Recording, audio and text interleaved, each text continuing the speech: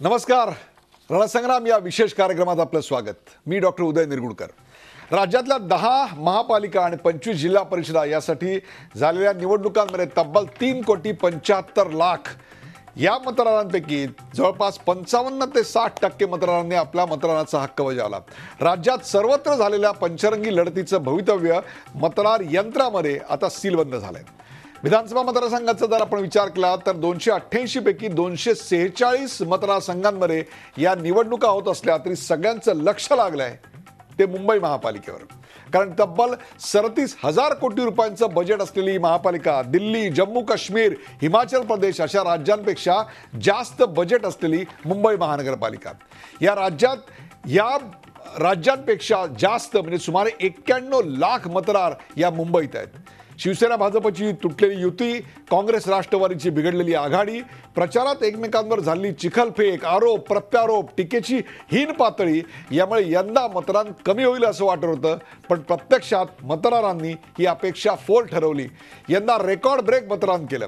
मुंबईत जवळपास 52% मतदानाची नोंद झाली. ठाणे आणि पुण्यात देखील थोडंफार मतदान वाढलंय. आता मतदानानंतर सर्वांना वेध लागलेत ते 23 फेब्रुवारीच्या निकालाचे. कोणाला बहुमत मिळणार, कोणाची सत्ता येणार याची उत्कंठा आता शिगेला पोहोचली आहे. त्यामुळे झी 24 तास आपल्या समोर घेऊन येत आहे आमचा निवडणूक अंदाज. प्रत्येक महापालिकेत कुणाला बहुमत मिळेल, कोण नंबर 1 पक्ष असेल, बहुमतासाठी कुणाची मदत घ्यावी लागेल याचं तपशीलवार विश्लेषण पुढच्या 2 तासात माझ्या सहकाऱ्यांसोबत मी तुमच्या समोर सादर करणार आहे. आपल्यासोबत असतील झी 24 तासचे ज्येष्ठ प्रतिनिधी आणि राजकीय विश्लेषक.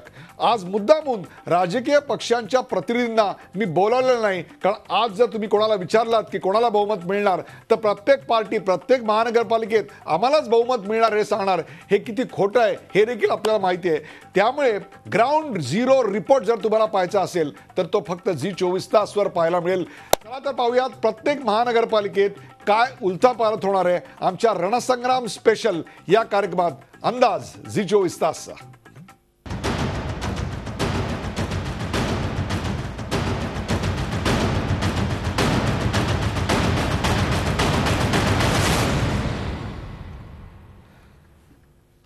अंदाज झी 24 तासचा प्रेक्षको, आज या कार्यक्रमात माझ्या सोबत आहेत शुभांगी खापरे, वरिष्ठ संपादक इंडियन एक्सप्रेस.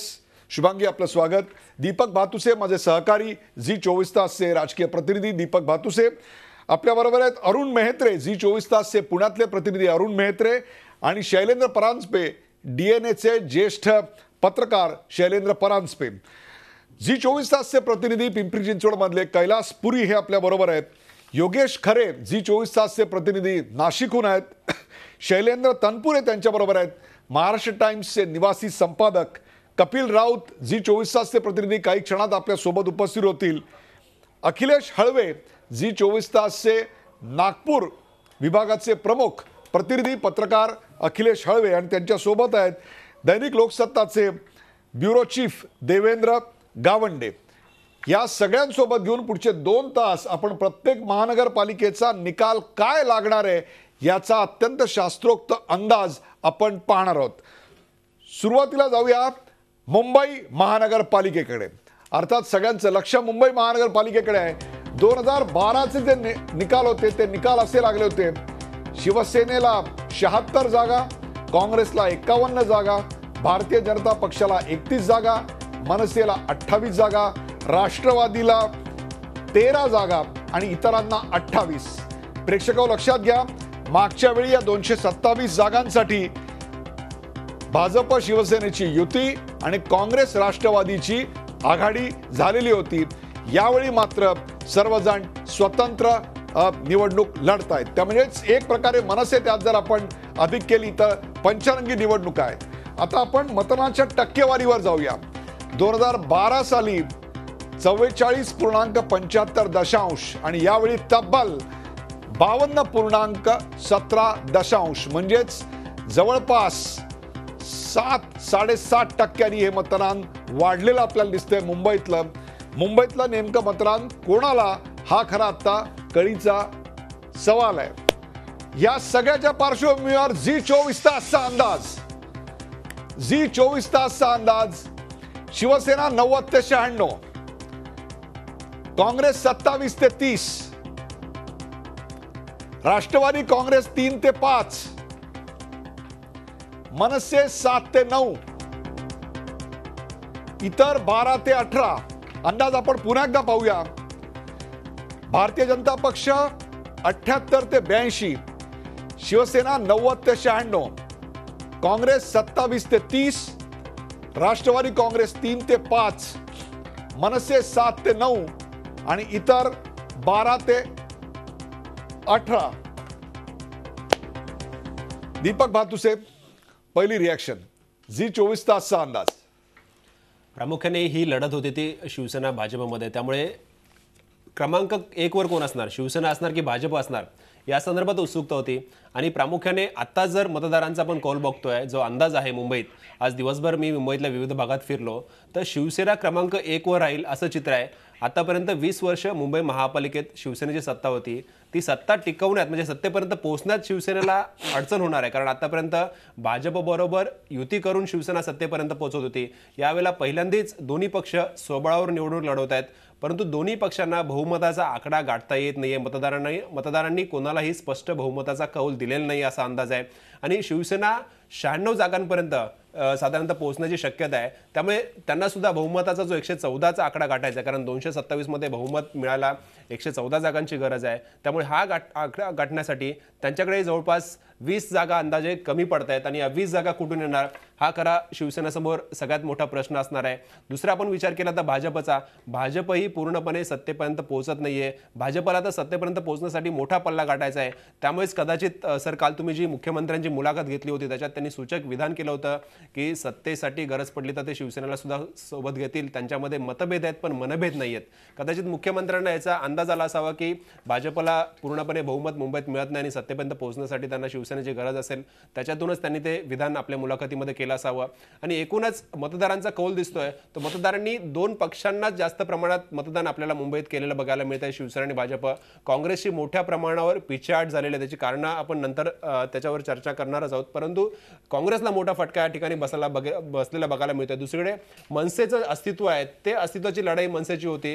राज ठाकरेंनी शेवटच्या क्षणाला ते प्रचारात उतरले, परंतु तितकासा जोम मनसेमध्ये दिसला नाही. त्यामुळे गेल्या वेळच्या 27 जागा टिकवणं ही मनसेला मुश्किल आहे. आणि 2 आकडा गाठणंही मनसेला दोन संख्येचा आकडा गाठणंही मनसेला अवघड होत आहे. त्यामुळे आपला जो अंदाज आहे त्यानुसार मनसेला केवळ 7 ते 9 जागांवर समाधान मानावं लागतंय. आणि मनसेच्या ज्या कमी झालेल्या जागा आहेत त्याचा फायदा निश्चितच शिवसेनेला होणार आहे. कारण पूर्णपणे हा मराठी मतदार मागच्या वेळेला मतविभागणीत मनसेकडे वळला होता, तो आता पुन्हा एकदा शिवसेनेकडे परतलेला आपल्याला या निवडणुकीत पाहायला मिळेल. त्यामुळे त्याचा फायदा शिवसेनेला निवडणुकीत झालेला आपल्याला पाहायला म्हणजे याचा एक असा स्पष्ट आत्ता कल दिसतोय, तो म्हणजे मुंबईमध्ये सत्ता स्थापनेसाठी शिवसेना आणि भारतीय जनता पक्ष यांना एकत्र यायला लागायची शक्यता अधिक आहे. परंतु मुंबईत मोठा भाऊ कोण, मुंबईत सर्वात अधिक जागा, याचं उत्तर देखील आत्ता जो अंदाज आहे, आत्ता जो कल आहे त्यानुसार ते शिवसेना हेच आहे. एवढंही या निकालातून, एवढंही त्या निकालाच्या अंदाजातून स्पष्ट होतंय. आपल्यासोबत ठाण्याहून कपिल राऊत आमचे प्रतिनिधी आणि संदीप प्रधान वरिष्ठ सहाय्य संपादक लोकमत हे देखील आहेत. आपण त्यांच्याकडे जाण्यापूर्वी पहिले जाऊया शैलेंद्र परांजपे यांच्याकडे. शैलेंद्र परांजपे, मुंबईचा कल आपण बघताय, मुंबईचे अंदाज आपण बघताय, काय वाटतं आपल्याला? पहिली प्रतिक्रिया, भारतीय जनता पक्ष दुपटीपेक्षा जास्त संख्येने वाढताना दिसतोय, शिवसेना देखील वाढताना दिसतेय, काँग्रेस आणि एनसीपी आणि मनसे हे तिघे घटताना दिसत आहेत. हां, मला स्वतःला असं वाटतंय की ज्या प्रमाणात शिवसेना वाढलेली आपण म्हणतो एक्झिट पोलमध्ये की 95-96 असं, तर मला स्वतःला प्रामाणिकपणे असं वाटतंय की ती 95च्या आत राहील असं. आणि दुसरी गोष्ट अशी की भाजप ज्या प्रमाणात आपण वाढेल म्हणतो 78 ते 82, तर मला स्वतःला असं वाटत नाही आहे. भाजपच्या जागा दुपटीने वाढतील, म्हणजे 31च्या 60, 62, 65पर्यंत जातील, पण त्यापेक्षा खूप जास्त वाढतील असं मला प्रामाणिकपणे वाटत नाही. दुसरी गोष्ट मला अशी वाटते की काँग्रेस जितकी कमी आपण केली आहे 23 ते 30, 27 ते 30, NCP 3 ते 5 या देखील तितक्या होतील असं वाटत नाही. पण एक्झिट पोल आहे त्याच्यावर विश्वास आपण ठेवायला हवा, कारण लोक बाहेर पडताना खरोखर सांगतात की आपण कोणाला मत दिलं आणि त्याच्या आधारे आहे. त्यामुळे आपण ह्या सगळ्या गोष्टी पुढे लक्षात घेऊ. परंतु सेना आणि भाजप दोघे वाढणार आहेत, ते at the cost of Congress, मनसे आणि NCP हे उघड आहे. MIM किंवा SP जे आहेत ते तेवढे राहतील अशी शक्यता आहे. आणि मात्र शिवसेना जी आहे ती पूर्ण उद्धवजींच्या सभा ज्या होत्या त्या सगळ्या चैतन्यदायी अशा होत्या. त्या उलट भाजपच्या सभांमधलं वातावरण त्या प्रमाणात भारलेलं नव्हतं, हे वस्तुस्थिती मान्य करावी लागेल. त्याच्याबरोबरच शिवसैनिक पेटून उठला आणि तळागाळातलं त्यांचं नेटवर्क म्हणजे मोठे मोठे टॉवर जे आहेत मराठी भागातले, म्हणजे हल्ली असं म्हटलं जातं की डेमोग्राफिक चेंजेसमुळे शिवसेनेला अवघड जाईल. मात्र परळ भागातले किंवा गिरगाव भागातल्या टॉवर्समध्ये देखील मजला प्रमुख, बिल्डिंग प्रमुख, मजल्यावरची डावी उजवी प्रमुख यांनी जोमाने काम केलं आणि सेनेचे मतदार बाहेर काढलेत हेही दिसतंय. टक्केवारी जी वाढली आहे त्याच्यामध्ये तरुणांमध्ये तितकासा उत्साह दिसलेला ही वस्तुस्थिती लक्षात घ्यायला पाहिजे. म्हणजे बाहेर पडलेत मतदार उत्साहाने चेंज करायला असं काही दिसलेलं नाही आहे. त्यामुळे हा जो बदल आहे हा थोडाफार इलेक्शन कमिशनच्या प्रयत्नांमुळे आलेला वाढ आणि ती अशी विक्रमी आपण म्हणतोय, परंतु गेल्या 20 वर्षात 46% मतदान झालं आहे आणि 92ला 50% 48% झालं होतं. हे जर लक्षात घेतलं तर ती फार विक्रमी मला वाटत नाही. म्हणजे 44ची 51 होणं किंवा 46ची 53 होणं, ती 55-60च्या पुढे जर गेली तर लोक बदलाला बाहेर येतात असा एक साधारण ट्रेंड असतो. त्यामुळे शिवसेना आणि भाजप हेच दोन्ही मोठे पक्ष राहतील. आणि किती लोक म्हणले आधी कितीही शिवेगाळ केली किंवा वेळावाकडं बोलले असले तरीसुद्धा सत्तेसाठी हे दोन्ही पक्ष 100% नंतर एकत्र येतील असं मला वाटतं. शुभांगी खापरे आपल्या बरोबर. शुभांगी खापरे, आत्ता जो मतदानाचा वाढलेला टक्का आहे तो मतदानाचा वाढलेला टक्का कोणाला हात देणार आणि मुंबईमधला मोठा भाऊ हा शिवसेनाच असा जो आता निकालाचा अंदाज आपल्या समोर येतोय त्याबद्दल प्रतिक्रिया? नाही, मला वाटतं ही 7.5 ते 10% जर म्हणजे अजून ते रिवाईज होईल ते याचे आकडे, तर 7.5 ते 10% जर क्वांटम जंप असेल या पोलिंगमध्ये तर डेफिनेटली ही परिवर्तनासाठी आहे असं मला वाटतं. तर याचा फायदा मला वाटतं सगळ्यात जास्त भाजपला होईल. कारण इकडे मुंबईमध्ये जी वोटिंग पॅटर्न झाली किंवा जे एक सदृश्य आपल्याला एक हाय राईज बिल्डिंग्समधनं जी लोक आज कारमधनं बसून आले आणि वोटिंग केलं आहे, इवन इन द शिवसेनाचे जे गड असतात गल्ली गल्लीमध्ये तिकडे जिकडे जाऊन त्यांनी वोटिंग केलं आहे, त्याच्यावरून असं मला वाटतं की चेंज आणि ट्रान्सपरन्सी हा जो प्लॅंक होता मुख्यमंत्री देवेंद्र फडणवीसनी याला खूप म्हणजे आग्रहाने त्याला खूप अग्रेसिव्हली त्यांनी हा प्लॅंक सगळीकडे प्रत्येक सभेतनं किंवा प्रत्येक इंटरव्ह्यू मुलाखतातनं त्यांनी हे केलं आहे, तो कुठेतरी मुंबईकरांना ते कनेक्ट झाला आहे. हे मी मान्य करते. आपले आधीचे लोकांनी जे सांगितले आपले विशेष की जो शिवसेनाकडे जो ॲडव्हान्टेज होता ऑर्गनायझेशन शाखाचा जो एक मेन त्यांचा स्टे आहे की प्रत्येक गल्ली गल्लीमध्ये त्यांची शाखा आहे आणि तिकडची जे लोक ते मोबिलाईज करायला केडर जो होता, तशी एक यंत्रणा किंवा भाजपकडे दिसली नाही किंवा त्यांच्याकडे त्यांचं काय रणनीती होती, काय स्ट्रॅटेजी होती ते वेगळं एक मॉडेल असू शकतो. पण तरी पण मला वाटतं की आपण जर बघितलं शिवसेनाचे मागे 75 सीट्स होते आणि काँग्रेस NCP MNS आणि इतर जर बघितलं तर 121 सीट्स आहे. तर 121 सीट्स हे कोण कॅप्चर करू शकतं जर असं बघितलं, माझं पर्सनली मत असं आहे की BJP विल क्रॉस 80-85 किंवा तो आकडा असू शकतो. शिवसेना आणि हा जर परिवर्तनाची जर लाट असेल, परिवर्तनासाठी जर हा मतदान असेल तर हा मला वाटतं शिवसेना खूप जास्त 90 वगैरे क्रॉस करेल असं मला वाटत नाही. ती पण 80-85 किंवा याच्यातच राहील. आणि मनसे ऑब्व्हियसली मनसेला जो मागचा जो एक मनसेचा एक कनेक्ट होता मासेसमध्ये तो यावेळेस दिसला नाही. राज ठाकरेंनी पण अगदी फायनल लॅपमध्ये फक्त 2-3 सभा त्यांनी घेतलं, तर त्यामुळे तो वातावरणही झालं नाही आणि त्यांचा ऑर्गनायझेशनल बेस पण नाही झाला. MIMचं यावेळेस ज्या एक्सपेक्टेशन किंवा जो हाईप केला गेला तो दिसला नाही यावेळेस. आणि NCP काँग्रेसमध्ये इंटरनल फाईटमुळे आणि त्यांचा जो नेता किंवा त्यांचा जो फेस होता एक्झॅक्टली आणि त्यांना ॲक्सेप्टन्सच नव्हता, त्यामुळे तो इतका फ्रॅगमेंटेड होता. तर मला वाटत नाही की तो कॅडर जो इतका भांडतोय आणि इतका म्हणजे वोटर्ससाठी ऑल्टरनेटिव्ह काय होतं, तर मला वाटतं यावेळेस वोटरनी एक डिसिसिव्ह BJP as a emerging alternate म्हणून वोटिंग केलं असावं. म्हणजे मुंबईमध्ये जेव्हा मतदानासाठी म्हणून पर्याय उपलब्ध होतात तेव्हा मुंबईकर अपेक्षेपेक्षा जास्त मतदान करतात, मागच्या वेळेपेक्षा जास्त मतदान करतात. मागच्या वेळेला युती आणि आघाडी याच्यामुळे पर्याय नव्हता असं लोकांना वाटलं, म्हणून काय कदाचित मागच्या वेळी 44 खात्रीशीररित्या सांगता नाही, परंतु हा आकडा 54% म्हणजे तब्बल 10% मागच्या वेळेपेक्षा इतका वाढू शकतो. आपल्यासोबत संदीप प्रधान आहेत. संदीप प्रधान, भारतीय जनता पक्षाला दुपटीपेक्षा जास्त जागा, शिवसेनेला आहे त्याच्यापेक्षा 15 ते 20% जास्त जागा, तर काँग्रेस, मनसे आणि NCPची पिछेहाट, वाढलेलं मतदान आणि आत्ताचे अंदाज यावर आपली प्रतिक्रिया. मला असं वाटतं की ही लढाई जेव्हा शिवसेना आणि भाजप या दोन पक्षांमध्ये तीव्र झाली तेव्हा आपापले मतदार उतरवण्यासाठी जे काही प्रयत्न झाले, शिवसेनेकडूनही झाले, शिवसेनेकडून तर फारच तीव्रतेने झाले, भाजपकडूनही झाले, त्याचा हा परिणाम आहे की हा मतांचा टक्का वाढला आहे. पण आपण ज्या जागा दिल्या आहेत तर त्याच्यामध्ये मला असं वाटतं की हा आपण मागच्या निवडणुकीशी म्हणजे मागच्या महापालिका निवडणुकीशी तुलना करण्याऐवजी मला असं वाटतं की 2014मध्ये ज्या विधानसभेच्या जागा मिळाल्या त्याच्याशी भाजपच्या जागांची तुलना करायला पाहिजे की मुंबईमध्ये भाजपला 15 आमदार निवडून आले आणि मग त्या तुलनेमध्ये आत्ता आपण देत असलेल्या ज्या जागा आहेत त्यांना 78 ते 82 त्याची काय तुलना आहे आणि मग त्याच्यामधून आपल्याला असा निष्कर्ष काढता येऊ शकतो की खरोखरच त्यावेळेची जी काही मोदी लाटेचा जो फायदा भाजपला झाला तो आज किती टिकून आहे.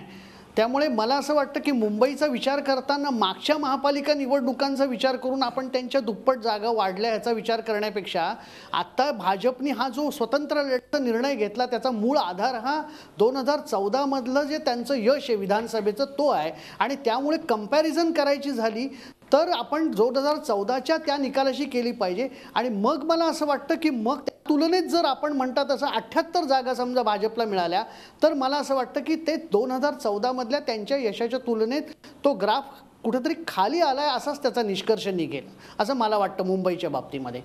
तो जर समजा 82 जागांपर्यंत किंवा त्याच्या पुढे गेला तर आपण असं म्हणू शकतो की ते टिकवण्यामध्ये भाजपला यश आलं आहे. पण जर खरोखर ते म्हणजे 78 आणि 80च्या दरम्यान अडकले तर मला असं वाटतं त्यांना विधानसभेला मिळालेलं यश ते टिकवू शकलेले नाहीत किंवा ते थोडंसं खाली आलेलं आहे असा निष्कर्ष आपल्याला काढता येऊ शकतो. आणखीन एक प्रेक्षक महत्त्वाची गोष्ट सेफॉलॉजीच्या दृष्टिकोनातून ती म्हणजे प्रत्येक पक्षानं यावेळी स्वतंत्रपणे लढायचा निर्णय घेतला तेव्हा Shailendra Paranjpe one more point from you. Shailendra. Yes, just one liner.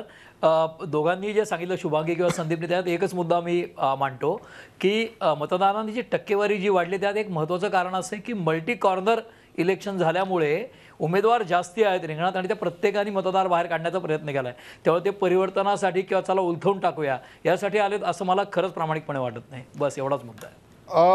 यावेळेला दोन अतिशय सेफॉलॉजिकली दोन मुद्दे महत्त्वाचे असतात. त्यातला पहिला मुद्दा असतो तो म्हणजे आहे त्या किती नगरसेवकांना पुन्हा तिकीटं मिळाली त्या पक्षाकडून. आपण जर पाहिलं असेल तर त्याचे ग्राफिक्स आम्ही तयार केलेलं आहे.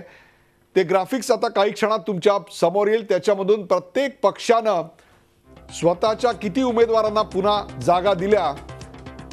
शिवसेनेनं 76 पैकी 31, भारतीय जनता पक्षानं तुलनेनं जास्त म्हणजे 31 पैकी 24, काँग्रेसनं 51 पैकी 20 म्हणजे 50% सुद्धा नाही आणि राष्ट्रवादी काँग्रेसनं 13 पैकी 5 आणि मनसेनी 28 पैकी 5 म्हणजे सर्वात जी भाकरी फिरवली आहे ती सर्वात जास्त शिवसेनेनं आणि काँग्रेसनं फिरवलेली आहे.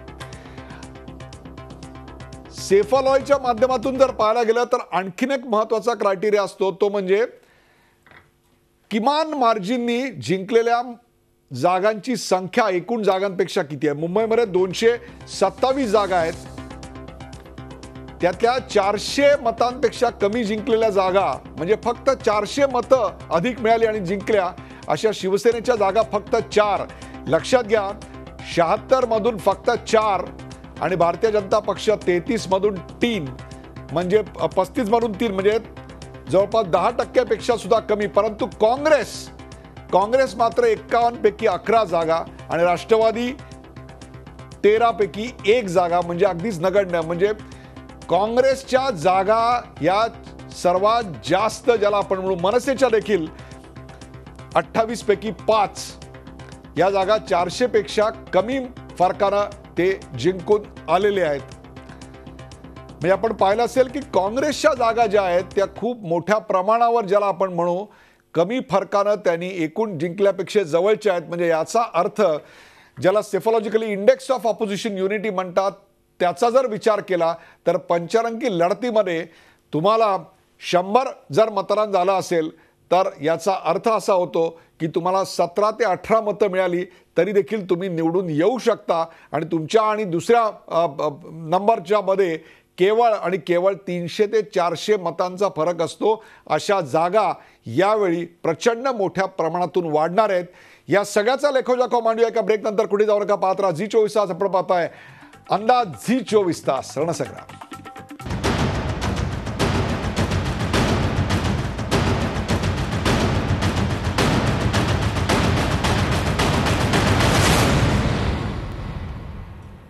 ब्रेक नंतर आपल्या सगळ्यांचं स्वागत. मुंबईनंतर सगळ्यांचं लक्ष लागलंय ते ठाण्यावर. ठाण्याची नेमकी परिस्थिती 2012 साली काय होती ते ग्राफिकच्या माध्यमातून पाहूया. 2012 साली शिवसेना 53, राष्ट्रवादी काँग्रेस दुसऱ्या क्रमांकावर 34, काँग्रेस 18, भारतीय जनता पक्ष 8, मनसे 7 आणि इतर 10. 130 जागा एकूण, जवळपास 13 लाख मतदार आणि 2200 कोटीची महानगरपालिका. इथे वाढलेला मतदानाचा टक्का आपण पाहूया.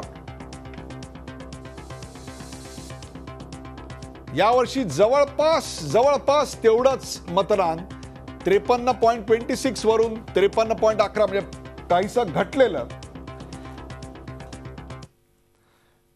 आपण थेट जाऊया कपिल राऊत यांच्याकडे. कपिल राऊत, मतदानाचा टक्का इतरत्र सर्वत्र वाढताना दिसतोय, परंतु ठाणे शहरात मात्र पंचरंगी लढत असून देखील ठाण्यात मतदानाचा टक्का वाढला नाही. शेजारच्या मुंबईत वाढला, पुण्यात वाढला. त्याची नेमकी कारणं काय असं वाटतं? सर, सर्वात महत्त्वाचं म्हणजे आता ज्या प्रकारे हातात रिपोर्ट्स येतोय त्या प्रकारे इथेही मतदान वाढण्याची शक्यता आहे आणि 55% क्रॉस करून पुढे जाऊ शकतो. सर्वात महत्त्वाचं म्हणजे इथे जी लढाई झाली ती सेना भाजपमध्ये म्हणजे KDMCचा जो आपण फॉर्म्युला पाहिला त्या फॉर्म्युलावरती इथे लढाई झालेली आहे. KDMCमध्ये जसं भाजपा आणि सेनेने वातावरण निर्मिती केली होती त्याचप्रमाणे इथेही वातावरण निर्मिती त्यांनीच केली होती आणि त्याचा फटका सरळ राष्ट्रवादी काँग्रेस आणि मनसेला बसणार आहे. जर आपण आकडेवारी काढली ह्याची तर जवळपास सेना ही 60 ते 65 पर्यंत पोहोचते, तर BJP 20 ते 25 पर्यंत. जर आपण काँग्रेसची गोष्ट केली 4 ते 5, मनसे ही 2 ते 3, राष्ट्रवादी 28 ते 30 पर्यंत पोहोचते. एकंदरीत ही आकडेवारी जर आपण तुलना केली तर आजच्या मतदान जे वाढलंय किंवा मतदान झालं त्याच्यामध्ये जे मतदान उतरले होते ते तळागाळातून उतरले होते, कारण की BJP आणि शिवसेना ही 25 वर्षांनी वेगळं लढते. त्यामुळे प्रत्येकाने आपला प्रयत्न केलेला आहे का जो आपला मतदार राजा आहे त्याला खाली खेचण्याचा. त्यामुळे हा मतदान टक्का थोडाफार वाढणार आहे आणि त्याचा फायदा कोणाला होतो हे 23 तारखेला कळेलच. परंतु असा एक सर्वे निघालेला आहे का जी यंगस्टर्स आहेत म्हणजे जे 79 मतदार नवीन आहेत या मतदारसंघामध्ये, त्यामध्ये तरुण वर्ग आहेत ते थोडेफार कमी प्रमाणात इथे उतरलेले आहेत. त्यामुळे जो जुना मतदार राजा जो नाराज होता तो उतरलेला आहे. हा एक भाग आहे. कपिल, झी 24 तास न केलेला जो अंदाज आहे, काढलेला जो अंदाज आहे, निकालाचा कल येतो पाहूया आपण. भारतीय जनता पक्ष 20 ते 25 जागा, शिवसेना 60 ते 65 जागा म्हणजे तब्बल शिवसेनेला 8 ते 10 जागांचा फायदा, काँग्रेस 3 ते 5 म्हणजे जवळपास 12 जागांचा फटका, राष्ट्रवादी काँग्रेस आहे तेवढ्यावरच 28 ते 30 आणि मनसेला 5 ते 6 जागांचं नुकसान, तर इतर तेवढेच. म्हणजेच आपल्याला असं लक्षात असेल, परंतु काँग्रेस आणि मनसे आणि इतर यांची संख्या मात्र घटताना दिसते. त्याचबरोबर दिव्यासारख्या भागामध्ये 2 वरून 11 वर वाढलेल्या जागा. या पार्श्वभूमीवर आत्ताचं दिसणारं मतदान, याच्यावर एक प्रतिक्रिया संदीप प्रधान. नाही, निश्चितच ठाणे शहर जे आहे, ठाणे महापालिकेचं जो क्षेत्र आहे, तर तिथं शिवसेना ही म्हणजे शिवसेनेच्या स्थापनेपासूनच शिवसेनेला या भागामध्ये यश मिळालेलं आहे.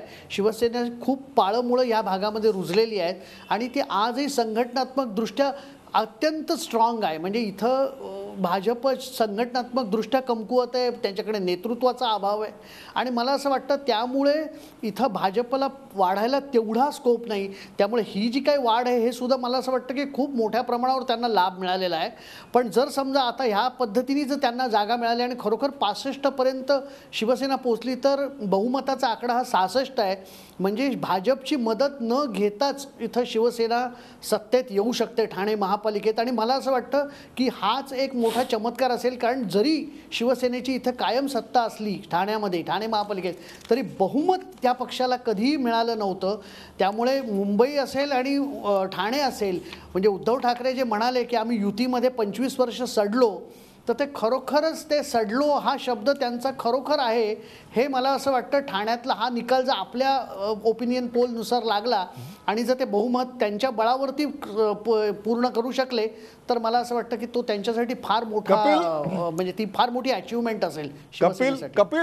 कपिल, कळवा, मुंब्रा आणि दिवा या भागातून जवळपास 30च्याहून अधिक जागा आहेत. त्या जागांवरचे जे कल आणि अंदाज आता दिसत आहेत ते फारसे भारतीय जनता पक्ष आणि शिवसेनेसाठी अनुकूल नाहीत. तरी तिथल्या अनेक जागांवर हे राष्ट्रवादीचं वर्चस्व आपल्याला दिसतंय. काय सांगशील?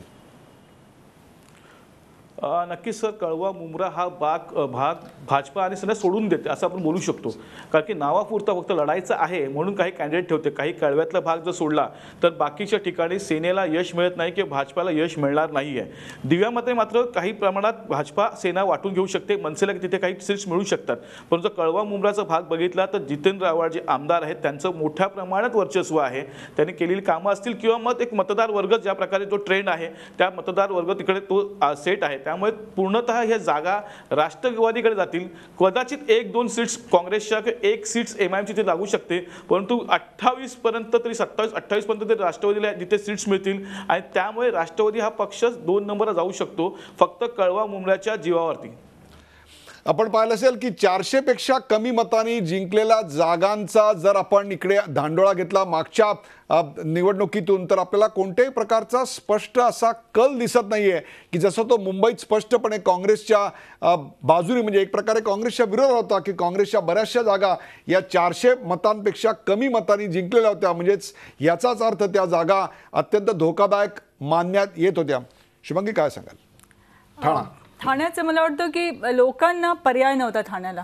कारण मला असं वाटतं की शिवसेना एक अँटी इन्कम्बन्सी फॅक्टर होतं का, तर येस डेफिनेटली होतं, काही प्रमाणात होतं. पण कम्पेअर्ड टू मुंबई शिवसेनाचं अँटी इन्कम्बन्सी फॅक्टर ठाण्यात कमी होतं, फार कमी प्रमाणात होतं. पण तरी पण भाजपचा जो एक पर्याय जो मुंबईकरांना इकडे दिसला, माझं असं पर्सनल व्ह्यू आहे की इकडे परिवर्तनाचा जो एक पर्याय भाजपचं मुंबईत दिसला, त्या प्रमाणात शिवसेना भाजप एक ॲज अ ऑर्गनायझेशन म्हणून खूप विस्कळीत होती आणि त्यांची अंतर्गत इतके वादविवाद होते की मला वाटतं शेवटल्या दिवशी जी बूथ मीटिंग जी चीफ मिनिस्टरनी तिकडे घेतली त्याच्यात थोडंसं चैतन्य त्यांना, म्हणजे थोडंसं एक म्हणू शकतो एक मॉरल सपोर्ट असेल किंवा एक त्यांनी ते प्रयत्न केला असणार आणि त्यामुळे ते 25 ते 30 जागा जे काही आपल्याला दिसतात आहे तसं होऊ शकतं. कारण मला वाटतं की त्याच्याहून कमी जर जागा आल्या भाजपला तर काही आश्चर्यचकित नाही.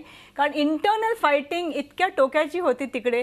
इनसायडर आउटसायडर डिबेट होता. पुन्हा ज्या पद्धतीने कॅन्डिडेट्स निवडले गेले वगैरे, तर हे सगळे ऑर्गनायझेशनल प्रॉब्लेम्समुळे हा जो एक संधी होती भाजपला एक काहीतरी करायचं, ते त्यांनी गमावलं असेल असं मला वाटतं. कपिल राऊत, मुंबईमध्ये भारतीय जनता पक्षाकडे आशिष शेलार किंवा अशी दमदार फळी होती, परंतु ठाण्यामध्ये मात्र अशा आक्रमक नेतृत्वाचा अभाव होता. त्याची उणीव कुठेतरी भाजपला या प्रचारात जाणवली. नक्कीच सर, जे सूत्र आहे त्या पूर्ण निवडणुकीचं ते हेच आहे सर. सेनेकडे जी चेहरे आहेत, म्हणजे स्वतः पालकमंत्री असतील, 3 आमदार असतील, 2 खासदार असतील, ही जी फळी आहे किंवा मग सिनियर नेते असतील, ह्यांची जी फळी आहे आणि जो अनुभव आहे त्याच्या समोर भाजपाचे नेते किंवा भाजपाचे कार्यकर्ते त्यांचा अनुभव खूप कमी पडलेला आहे. भाजपाकडे एक मोठा चेहरा नव्हता. त्यामुळे मुख्यमंत्र्यांनी वारंवार त्यांच्या सभेमध्ये जो चेहरा निर्माण करायचा प्रयत्न केला तो त्यांचा जसवाल, म्हणजे पालिका आयुक्त जसवाल, त्यांचा चेहरा पुढे आणण्याचा प्रयत्न केला होता मुख्यमंत्र्यांनी. कारण की यांच्याकडे इथे चेहरा नाही आहे. कपिल पाटील असतील किंवा रवींद्र चव्हाण असतील, ते कल्याण डोंबिवलीची इथे त्याचं वर्चस्व आहे. पण ठाण्याची जी काही खेळी आहे निवडणुकीची, ती खेळी इथल्या सेनेला पक्की ठाऊक आहे. त्यामुळे भाजपाकडे अनुभव कमी पडलेला आहे. तर दुसरा मुद्दा आपण मिस करतोय तो मुद्दा म्हणजे जेव्हा सभा होतात तेव्हा एक शिवसेनेचं एक गुडविल बोलू शकतो की गुड लक बोलू शकतो आपण. ज्या सभेमधनं जे काही बोललं जातं त्याचा उलटा इफेक्ट मतदारांवरती होतो. जसं मुख्यमंत्र्यांनी शेवटची जेव्हा सभा घेतली होती तेव्हा 2 गोष्टी त्यांनी आवर्जून बोलल्या होत्या का ही आनंदीगींची सेना नाही आहे तर स्वार्थी सेना आहे. हा एक राग शिवसैनिकांच्या मनात असावा, निर्माण झाला असावा आणि त्याने ती दुपटीने उत्तर. आणि दुसरं म्हणजे आणि आम्ही विरोध केला होता, शिवसेनेने त्यावेळीही सपोर्ट दाखवला होता. म्हणजे थेट त्यांनी बाळासाहेब ठाकरेंवरती टीका केली होती मुख्यमंत्र्यांनी. हे दोन राग शिवसैनिकांच्या मनात निर्माण झाले आणि जे आकडेवारी पहिले ह्या सभेच्या अगोदर 55 ते 58 होती, त्यातून 5 ते 6 सीट सेनेच्या वाढल्या. बरोबर आहे. ठाणे शहरामध्ये एक प्रकारे एकनाथ शिंदे यांच्या एकछत्री अंमलाला अजूनपर्यंत तरी आव्हान देईल असं नेतृत्व इतर सगळे पक्ष मिळून निर्माण झालेलं नाही आहे. गेले 20 वर्ष ठाण्यावर शिवसेनेची सत्ता आहे. किती चेहऱ्यांना पुन्हा संधी मिळाली आपण पाहूया. जे 2012 साली नगरसेवक होते त्यापैकी भाजपनी जवळपास सर्वांनाच 8 पैकी 7, तर शिवसेनेनी 53 पैकी 40, राष्ट्रवादी काँग्रेसनी 34 पैकी 24, तर काँग्रेसनी सर्वात जास्त म्हणजे सर्वात कमी उमेदवारांना रिपीट केलं ते म्हणजे 18 पैकी 3. शिवसेनेनं प्रस्थापित उमेदवारांनाच पुन्हा तिकीटं दिलेली आहेत. शैलेंद्र परांजपे, ठाण्यातल्या या शिवसेनेच्या पुन्हा वाढलेल्या घोडदौडीचं काय विश्लेषण कराल? हां, जसं आत्ता कपिलनी सांगितलं ते अत्यंत खरं आहे. कारण तो मुद्दा थोडासा इग्नोर केला जातोय की एकनाथ शिंदेंचं एकछत्री अंमल आहे असं म्हणण्यापेक्षा त्यांची कष्ट करण्याची तयारी, म्हणजे नेत्यांनी leader should lead from the front असं जे म्हणतात ते एकनाथ शिंदेंच्या बाबतीत अगदी तंतोतंत लागू होतं. आणि हे ठाणेकरांना कपिल जास्ती सांगू शकेल तपशिलानिशी. त्याचं कारण असं की एकनाथ शिंदे कुठल्याही इलेक्शनला अगदी म्हणजे ते आनंद दिघेंच्या काळापासून त्यांनी सगळं पाहिलेलं आहे, प्रकाश परांजपेंचा काळ पाहिलेला आहे, तेव्हा त्यांना चप्पा चप्पा माहिती आहे, या पद्धतीने ते काम करतात. त्याच्या उलट भाजपकडे तसे सक्षम नेतृत्व नाही, ही वस्तुस्थिती आहे. म्हणजे भाजपचं जे काही टिपिकल ट्रॅडिशनल वोट बँक आहे त्याच्यावर आधारित काही लोकप्रतिनिधी निवडून येतील. त्यामुळे आपली जर झेपत सत्ता करण्याची नसेल तर काय होतं, तसं मुख्यमंत्र्यांच्या भाषणातनं जर कुठेतरी सेनेला इन्सल्टिंग किंवा बाळासाहेबांबद्दल टीका झाली असेल तर त्या आवाक्यात भाजपची स्थिती ठाण्यातली नाही, मुख्यमंत्र्यांचं पद जरी असलं तरी, आणि त्याचीच रिॲक्शन कदाचित आली असावी. आणि एकनाथ शिंदेंना खरोखर सर्वस्वी यशाचं श्रेय द्यायला पाहिजे जर आपल्या एक्झिट पोलप्रमाणे शिवसेनेला यश मिळणार असेल तर. त्याचं कारण असं की उद्धवजींनी मागच्या इलेक्शनला सुद्धा, त्याच्या आधीसुद्धा, म्हणजे बाळासाहेबांच्या शेवटच्या इलेक्शनला मागच्या आणि आत्ताच्या इलेक्शनला मोठ्या प्रमाणावर त्यांनी अँटी इन्कम्बन्सीचा विचार करून नवे उमेदवार दिले होते, म्हणजे रिपीट केले नव्हते. म्हणजे मुंबईमध्ये एक पॅटर्न असताना ठाण्यामध्ये जसं आपण म्हणतोय की जास्ती उमेदवार मागच्या वेळीचे दिलेले आहेत त्या प्रमाणात. आणि तसं असूनही एकनाथ शिंदेंनी यश मिळवलं आहे. हे त्यांच्या नेतृत्वाचं यश आहे आणि संघटन कौशल्याचं यश आहे. आणि त्यांचा रीच पालकमंत्री म्हणून ते भले त्यांनी मंत्र्यांना दुय्यम, परंतु ठाण्यात त्यांनी जीवतोड मेहनत केली, त्याचं हे यश आहे. आपण ठाण्यानंतर जातोय ते पुणे महानगरपालिकेमध्ये 5,748 कोटी आणि 152 मतदार काय क्षेत्रांपासून वाढलेले 162 मतदार संघ.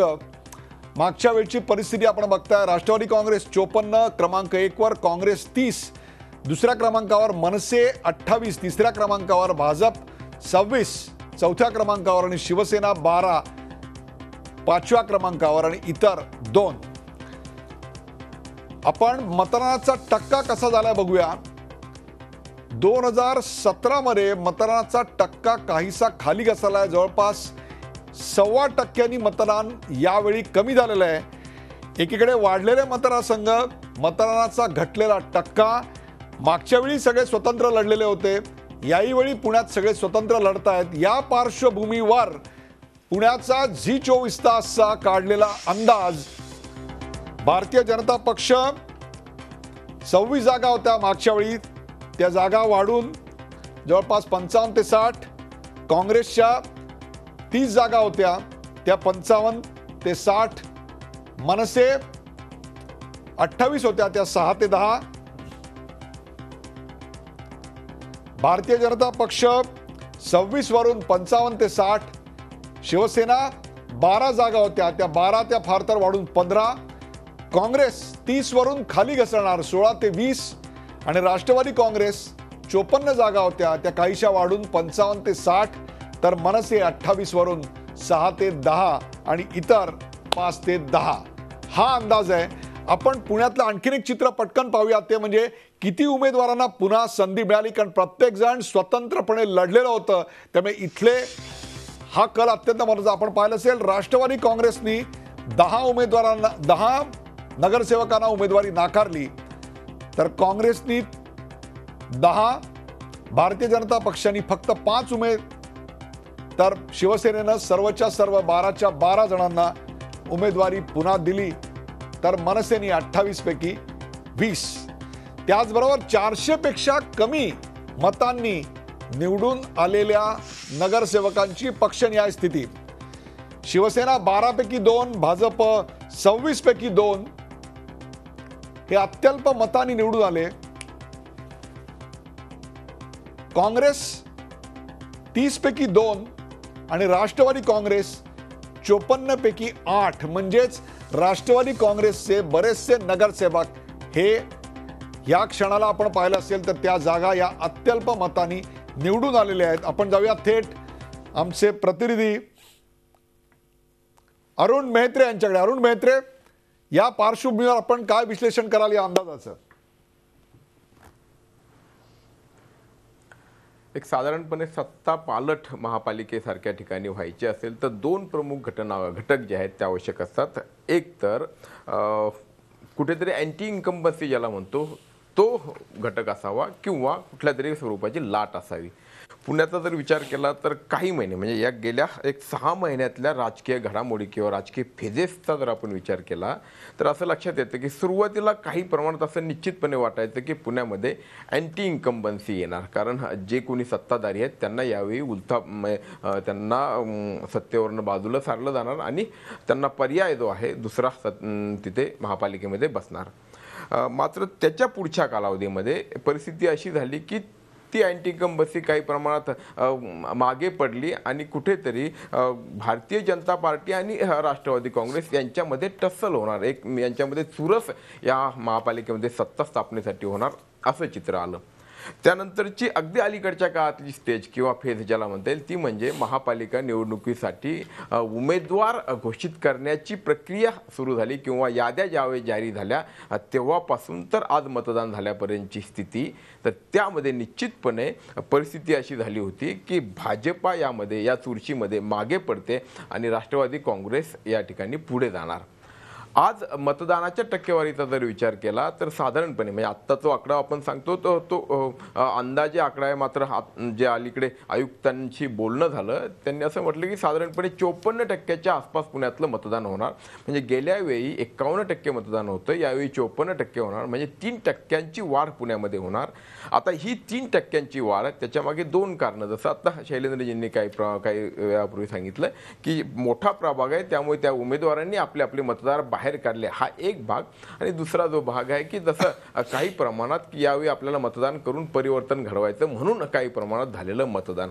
तर या 3%चा फायदा जो आहे आपण तो भाजपाला द्यायचा असं गृहीत धरलं, कारण 9 मतदार आहे तो प्रामुख्यानं काँग्रेस किंवा राष्ट्रवादीकडे जाणार नाही. मनसे कमकुवत झालेला आहे, शिवसेना त्याच्यासमोर पर्याय नाही. अशा परिस्थितीमध्ये तो हा जो जी वाढलेली टक्केवारी ती भाजपाकडे जाणार असं जर गृहीत धरलं तर कुठेतरी म्हणजे काय म्हणतात त्याला पिछेहाट झालेला भाजपा या 8-10 दिवसामध्ये तो कुठेतरी पुन्हा एकदा राष्ट्रवादीच्या बरोबरीत येतो आणि म्हणून भारतीय जनता पार्टी आणि राष्ट्रवादी काँग्रेस यांच्यामध्ये पुण्यामध्ये सत्तेसाठी. अरुण मेहत्रे, मला प्रश्न विचारायचा आहे की मुख्यमंत्र्यांची लोकांची उपस्थिती नाही म्हणून रद्द झालेली सभा याचा कार्यकर्त्यांच्या मानसिकतेवर आणि मतदारांच्या मानसिकतेवर अल्प फरकानं जिंकलेले आहेत म्हणून हा प्रश्न महत्वाचा आहे. 100% म्हणजे केवळ एक भाग नाही. मी आपण उल्लेख करताना किंवा विचार करताना 2-3 गोष्टी मी एकदा थोडक्यात सांगतो की भारतीय जनता पार्टीची चर्चा कुठल्या गोष्टीसाठी झाली. म्हणजे गेल्या लोकसभा निवडणुकीत देखील आपण असंच बोललो होतो की नकारात्मक गोष्टी म्हणजे निवडणुकीची प्रक्रिया सुरू झाली. सुरुवातीला काय झालं की भारतीय जनता पार्टीने आयाराम म्हणजे मोठ्या प्रमाणावरती इन्कमिंग झालं, कोण उमेदवार घेतले किंवा कुणाला उमेदवारी दिली याविषयी चर्चा झाली. भारतीय जनता पार्टीमध्ये राष्ट्रवादी काँग्रेसचे जे आमदार आहेत त्यांच्या पत्नी रेश्मा भोसलेंना ऐनवेळी उमेदवारी दिली गेली.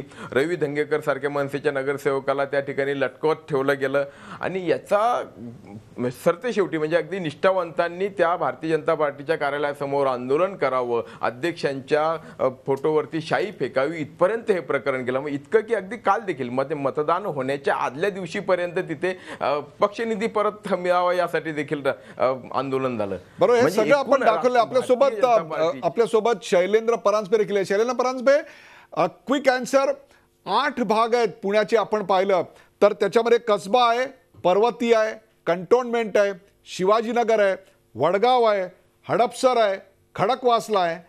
याच्यापैकी कुठल्या भागामध्ये भारतीय जनता पक्षाला ज्या जागा वाढताना दिसत आहेत दुपटीपेक्षा जास्त, त्या कुठे वाढतील असा अंदाज आहे आणि त्याची कारणं काय? पुण्यामध्ये त्यांना जागा वाढण्याला स्कोप आहे. तो मेन कारण असं आहे की 8च्या 8 आमदार भाजपचे आहेत, त्यामुळे त्यांच्या जागा वाढणार आहेत. परंतु त्या वाढत असतानाच जसं अरुण म्हटला तसं NCPच्या बरोबर त्यांची नेक टू नेक अशी फाईट आहे आणि ते NCPला सरपास करतील असं मला वाटत नाही. म्हणजे अत्यंत सुवर्ण संधी भाजपला खरं तर सत्तेत येण्याची होती, परंतु पक्षांतर्गत वाद दुफळ्या आणि सगळं नेतृत्व एकत्र नसणं याच्यामुळे ती संधी गमावतात आणि वाढ जी आहे ती सर्व विधानसभा मतदारसंघांमध्ये त्यांची होणार आहे. शैलेंद्र, ब्रेकवर जाण्यापूर्वी एक छोटासा प्रश्न, बापट आणि काकडे यांच्यातल्या वादाचा कितपत तोटा भाजपला झाला असं वाटतं आपल्याला या आत्ताचे जे अंदाज आहेत ते बघून? चांगल्या प्रमाणात तोटा झाला आहे. कारण असं की सुवर्ण संधी होती सत्ता आणण्याची, परंतु त्या दोघांची अहम एका पक्षामध्ये लोकांना आणण्याची आणि त्यामध्ये जे निगेटिव्ह एलिमेंट्स आले त्याच्यामुळे पक्षाला तोटा झाला आहे. पक्षाची इमेज खराब होते. त्याचं कारण असं की भाजपचा ट्रॅडिशनल वोटर या प्रतिमेची अतिशय विसंगत आहे, त्याला हे अशा गोष्टी आवडत नाहीत आणि त्याचीच चर्चा अधिक झाली अरुण म्हणाला तसं, आणि त्याचा फटका भाजपला बसला. अदरवाईज NCPशी त्यांची टफ फाईट होण्यापेक्षा NCP थोडे मागे पडले असते. आत्ता NCPला एज आहे असंच आम्हाला वाटतंय. आपण ठाणे आणि पुणे याचा अंदाज या भागात पाहिला. एका ब्रेक नंतर आणखीन 2 महानगरपालिकांचे संपूर्ण अंदाज आणि त्याचं विश्लेषण घेऊन मी तुमच्यापर्यंत येतोय. मुद्दामून कोणत्याही राजकीय पक्षाच्या प्रतिनिधीला आज मी आमंत्रित केलेलं नाही. याचं कारण कोणालाही जरी बोलवलं असतं तरी प्रत्येकाने आम्हालाच बहुमत मिळणार आहे असा अंदाज व्यक्त केला असता आणि त्या अंदाजाला काही अर्थ नव्हता, किंबहुना त्या दाव्यांमध्ये कोणत्याही प्रकारचं पुष्टी देखील नव्हतं. त्यामुळे ग्राउंड रिपोर्ट जे रोज या प्रक्रियेत काम करतात, हजारो लोकांना भेटतात, मतदारांना भेटतात, उमेदवारांना भेटतात, त्यांच्याकडून आला हा पहिला एकमेव ग्राउंड रिपोर्ट तुमच्यासाठी. एका ब्रेक नंतर चर्चा अशी चालू आहे. कुठे जाऊ नका, पाहत राहा झी24 तास. आपण पाहता रणसंग्राम.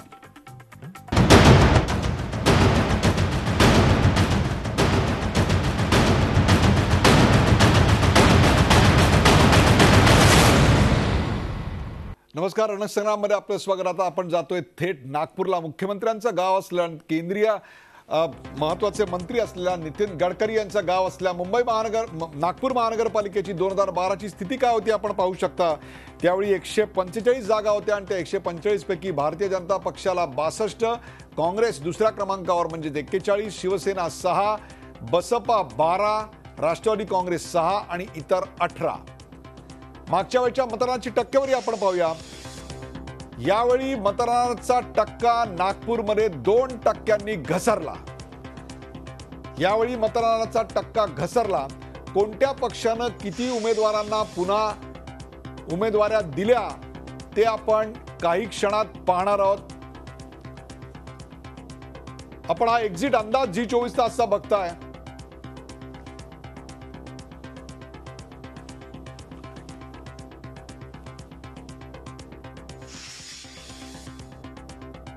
भारतीय जनता पक्ष 55 वरून 84 ते 87, शिवसेना 4 ते 6, 2 जागांचं नुकसान. काँग्रेस 33 वरून 34 ते 36 आणि राष्ट्रवादी काँग्रेस 8 वरून 4 ते 6 जागा. बसपा 12 वरून 12 ते 15. याचबरोबर कोणत्या पक्षानं किती उमेदवार, किती विद्यमान नगरसेवकांना संधी पुन्हा उमेदवारीची दिली ते आपण पाहूया. भारतीय जनता पक्षानं खूप मोठ्या प्रमाणावर बदल, तर काँग्रेसनं देखील खूप मोठ्या प्रमाणावर बदल. 400 पेक्षा कमी मतांनी म्हणजे अत्यल्प मतांनी जिंकलेल्या जागा ज्या अतिशय धोकादायक, म्हणजे मिळालेलं यश हे अत्यंत फसवं असू शकतं. शिवसेना 8 पैकी 1 जागा, भारतीय जनता पक्ष 62 पैकी 8 जागा खूप मोठ्या प्रमाणावर, तर काँग्रेस 33 पैकी 10 आणि एनसीपी 8 पैकी 3. आपण थेट जाऊया आमचे प्रतिनिधी अखिलेश हळवे यांच्याकडे. अखिलेश हळवे, भारतीय जनता पक्षाच्या जागा वाढताना दिसत आहेत, याचं कारण काय? खरं तर त्या ठिकाणी तिकीट वाटपावरून प्रचंड मोठा गोंधळ यावेळी पाहायला मिळाला. शिस्तीसाठी प्रसिद्ध असणाऱ्या पक्षामध्ये अगदी पार नितीन गडकरींच्या महालमधल्या घरासमोर निदर्शनं आणि संपूर्ण गावभर त्याचा झालेला बोभाटा, या पार्श्वभूमीवर भारतीय जनता पक्ष हा साधारणतः 30हून अधिक जागा जास्त मिळवताना दिसतोय. काय कारण असू शकतात? सर, आपण जर का पूर्ण ह्या नागपूरच्या पूर्ण निवडणुकीत प्रचार केला, त्यांनी पूर्ण प्रचारादरम्यान त्यांचा पूर्ण जो फोकस होता फक्त गडकरी आणि मुख्यमंत्री यांची कामं. नगरसेवकांनी काय काम केलंय किंवा महानगरपालिकेने गेल्या 5 वर्षात काय काम केलं असा कुठलाही फोकस नव्हता. पूर्णपणे दोघं नेत्यांनी केलेल्या कामांचा फोकस पूर्णपणे या निवडणुकीच्या प्रचारामध्ये होता. तो एक महत्त्वाचा दुवा होता. दुसरं महत्त्वाचं म्हणजे एकीकडे भाजप अशा प्रकारे प्रयत्न करत असताना काँग्रेस जो सर्वात मोठा पक्ष नागपुरात, आणि नागपुरात पारंपरिकरित्या जर का विचार केला तर भाजप आणि काँग्रेस ह्यांच्यामध्येच लढत नेहमी राहिली आहे. पण काँग्रेस अतिशय कमजोर होता पूर्ण लढतीमध्ये. इतकंच नव्हे तर जी नागपूरला शाईफेक प्रकरण जी घटना घडली होती त्याच्यामध्ये काँग्रेसचे प्रदेशाध्यक्ष अशोक चव्हाण यांच्यावर शाईफेक केली झाली होती आणि त्यानंतर काँग्रेसमध्ये अजूनच एक कमजोरी आली होती. काँग्रेस अगदीच कमजोर झाला होता आणि त्या घटनेनंतर एकाही काँग्रेसच्या मोठ्या नेत्याने नागपुरात प्रचार सभा घेतली नाही. त्यामुळे त्या घटनेचा मोठा धसका काँग्रेस नेत्यांनी घेतलाय. त्यामुळे अशा सर्व कारणांमुळे एकीकडे ॲडव्हान्टेज बीजेपी परिस्थिती निर्माण झाली, तर दुसरीकडे ह्या सगळ्या घटनांचा कुठेतरी फटका काँग्रेसला बसला. आणि दुसरीकडे एकीकडे भाजपमध्ये बंडखोरी झाली हे जरी खरं असलं तरी काँग्रेसमध्ये देखील एबी फॉर्मचा घोटाळा असेल किंवा तिथली बंडखोरी असेल किंवा शाईफेक प्रकरण असेल, या सर्व गोष्टींचा फटका काँग्रेसला बसला आणि म्हणून कुठेतरी ह्या सर्वांचा फायदा भाजपला बसेल असं एक चित्र आहे. सर, आपल्यासोबत देवेंद्र गावंडे. देवेंद्र गावंडे, आपण काय या अंदाजाचं विश्लेषण कराल? काय प्रकारचं आता चित्र आपल्याला वाटतंय त्या ठिकाणी? देवेंद्र गावंडे. नाही, आता जो तुमचा अंदाज तुम्ही जो मांडला आहे तो अंदाज बघितलं तर भाजपला हे नेत्रदीपक यश आहे असं मानता येणार नाही. म्हणजे आता ज्या पद्धतीने भाजपने या शहरामध्ये विकासाची कामं केली, रस्त्यांची कामं सुरू केली, सगळं सुरू केलं, तर भाजपला 100पेक्षा जास्त जागा मिळायला हव्या होत्या. पण त्या जर मिळताना दिसत नसतील तर भाजपचं हे यश आहे, पण नेत्रदीपक यश आहे असं म्हणता येणार नाही. आणि पूर्ण प्रचारामध्ये भाजपमध्ये जरी बंडखोरी झाली असली तरी पूर्ण प्रचार हा नितीन गडकरी आणि मुख्यमंत्री देवेंद्र फडणवीस यांच्या भोवतीच केंद्रित होता. आणि इथे जी काही कामं झाली ती सगळी राज्य सरकारची आहे. म्हणजे महापालिकेची स्वतःची कामगिरी फारशी समाधानकारक नाही, तर राज्य सरकारच्या मदतीमुळे इथे भाजपला यश मिळते आहे असं दिसतंय. आणि तुलनेने काँग्रेसमध्ये जे शाईफेक प्रकरण झालं त्याच्यानंतर काँग्रेस जी थोडी मागे गेली आणि गटबाजी तर त्या पक्षामध्ये काही मुद्दाच नाही, तो त्यांचा जिवंतपणाचा लक्षण असंच ते बोलतात. त्याच्यामुळे काँग्रेस प्रचारात उभीच राहू शकली नाही. आणि तसं तर काँग्रेसला यावेळेस बरीच चांगली संधी होती, कारण बसपामध्ये फूट पडली होती आणि बसपाला कमी मतं मिळणं हा काँग्रेसला फायद्याचं ठरत आलं आहे आजपर्यंत. पण तरीही काँग्रेस प्रचारात ज्या पद्धतीने उभी राहायला पाहिजे होती तशी उभी झालेली दिसली नाही आणि त्याचा फायदा आपसुकच बीजेपीला मिळाला. भाजपमध्ये प्रचंड बंडखोरी होती, गडकरींना या बंडखोरीचा सामना करावा लागला. अगदी कालपर्यंत गडकरींच्या विरोधात नारेबाजी असे सगळे प्रकार इथं घडले. पण तरीही सक्षम विरोधक नसल्यामुळे भाजपला पुढे चाल मिळाली असंच म्हणता येईल. शुभांगी, रिपब्लिकन जी पक्षाची मतं आहेत, जी आपण दलित वोट बँक म्हणतो, ती वोट बँक नागपूरमध्ये प्रचंड मोठ्या प्रमाणावर आहे. आणि त्याचबरोबर बहुजन समाजवादी पक्ष जी दरवेळी मतं घेतं त्याच्यावरून निवडून कोण येणार हे ठरत असतं. तोच ट्रेंड यावेळी कायम राहणार का हा प्रश्न अशाही महत्त्वाचा आहे की मागच्या वेळी तिथं शिवसेना, भाजप आणि काँग्रेस एनसीपी हे युती आणि आघाडी करून लढले होते. यावेळी मात्र ते वेगवेगळे आहेत, म्हणून हा प्रश्न महत्त्वाचा आहे. नाही, बीएसपीचा फॅक्टर जो नागपूरला सगळ्यात जास्त आपल्याला दिसतोय किंवा इव्हन 2012च्या इलेक्शन्समध्ये बरंच होतं, कारण मायावतींचा जो एक प्रभाव पूर्ण महाराष्ट्रामध्ये होता. राईट फ्रॉम मुंबईला त्या ज्या रॅलीज घेतल्या होत्या, शिवाजी पार्कपर्यंत त्यांच्या रॅलीज झाल्या होत्या, त्याचं खूप बोलबाला झाला होता. पण मागच्या 5 वर्षात जर आपण बघितलं तर मायावतीजींचा जो इकडे पॉलिटिकल महाराष्ट्राला एक पॉलिटिकल टफ म्हणून बघण्याचा दृष्टिकोन त्यांचा बदललेला दिसतोय आणि त्यांनी आपल्या स्वतःलाच फक्त यूपीपर्यंतच केंद्रित केलं आहे. त्यामुळे मला वाटतं बीएसपीचा खूप जास्त यश यावेळेस इव्हन नागपूरमध्ये मला वाटत नाही. इट्स अ व्हेरी सरप्रायझिंग जर त्यांना इतके 12 ते 15 सीट्स जर येत असतील. आणि दुसरीकडे जसं गावंडेजींनी जे सांगितलं, मला वाटतं की BJPला 100 क्रॉस जर केला असता किंवा 100पर्यंत तरी यायला पाहिजे होतं, कारण आपल्याला एक युनियन मिनिस्टर आहे नितीन गडकरीजी सारखे, आणि plus Devendra Fadnavis chief minister आहे, आणि ज्यांची प्रचंड पॉप्युलॅरिटी किंवा ॲक्सेप्टन्स आणि त्यांचं काम, हे सगळे तिन्ही फॅक्टर्स तिकडे नागपूरला आहे आणि ते आपल्याला विजिबल दिसतात कामं तिकडे. त्यांचं acceptability within the cross section of people आहे, म्हणजे इवन मायनॉरिटीजचे लोक जरी ते आयडियोलॉजिकली BJPच्या विरोधात असले तरी त्यांना ते हे नेतृत्व ॲक्सेप्टेबल आहे. आणि जसं rightly pointed out by my colleagues, तिकडे जो कॉर्पोरेशनचं जो काम आहे तिकडे BJPचा ज्या प्रमाणात व्हायला पाहिजे नाही झालेला आहे असं मी म्हणू शकते, because I know that place. Devendra, हां बोला. फक्त एक ऑल्टरनेटिव्ह जो असायला पाहिजे इन काँग्रेस तो नाही आहे. तिन्ही जे लीडर्स आहेत, नितीन राऊत असतील, सतीश चतुर्वेदी आणि विलास मुत्तेमवार, म्हणजे जे स्टेट लीडर्स आपण ज्यांना बघतो ते कुठेच विजिबल दिसत नाही. आणि तिकडचा जो कॉर्पोरेशनचा जो काँग्रेसचा फेस आहे तो पण अगदी बॅकफूटवर गेला आहे. त्यामुळे मला वाटतं BJPला यश मिळालं आहे, बट ज्या प्रमाणात मिळायला पाहिजे होतं, ज्या प्रमाणात मिळू शकत होतं ते पण कुठेतरी. शुभांगी, त्याचं एक कारण असं असू शकेल आणि देवेंद्रकडून आपण त्याचं उत्तर घेऊया. देवेंद्र, कुठेतरी एक प्रकारे फडणवीस आणि गडकरी ही दोन नावं असली तरी एक लोकल चेहरा लागतो, तसा लोकल चेहरा भारतीय जनता पक्षाकडे या निवडणुकीला, स्थानिक निवडणुकीला सामोरं जाताना नव्हता. याचाही कुठेतरी फटका बसला. म्हणजे तुम्हाला पर्यायानं फक्त बोलावं लागलं ते फडणवीस आणि गडकरींबद्दल. हो, बरोबर आहे. आणि खरोखर लोकल चेहरा नव्हताच इथे. आणि महापौर जे होते ते महापौर म्हणजे गडकरी किंवा फडणवीस यांचेच खास, एवढीच त्यांची प्रतिमा होती. आणि मी मगाही तुम्हाला सांगितलं की राज्य सरकारने इतकी प्रचंड मोठी आर्थिक मदत इथे महापालिकेला केली आहे आणि त्याच्यातून ही सगळी विकास कामं दिसते आहे. महापालिकेची आर्थिक स्थिती म्हणाल तर महापालिकेची आर्थिक स्थिती अत्यंत कंगाल आहे, पगार द्यायलाही पैसे नाही. त्याच्यामुळे राज्य सरकारने इथल्या महापालिकेला म्हणजे पर्यायाने BJPला तारून नेला आहे. आणि असा एक चेहरा जो उभा व्हायला पाहिजे तो चेहरा भाजप उभं करू शकली नाही. आणि भाजपला भविष्यात इथे यश मिळवायचं असेल तर असा चेहरा उभं करणं आवश्यक आहे. देवेंद्र गावंडे, आणखीन एक महत्त्वाचा मुद्दा म्हणजे नागपुरामध्ये वाढलेली गुन्हेगारी. गृहमंत्र्यांचं, मुख्यमंत्र्यांचं गाव असलं तरी नागपूरमध्ये गेल्या 2-2.5 वर्षामध्ये आम्हाला प्रचंड गुन्हेगारीच्या बातम्या आमच्या सकट सर्वच माध्यमात लागल्या. त्याचबरोबर प्रत्येक पक्षाने, भाजप सकट प्रत्येक पक्षाने गुन्हेगारी पार्श्वभूमी असलेले उमेदवार दिले. त्याचा परिणाम म्हणून कुठेतरी 2% मतदान घटलं. त्याचाही फटका सर्वांना बसला. काय सांगाल आपण देवेंद्र?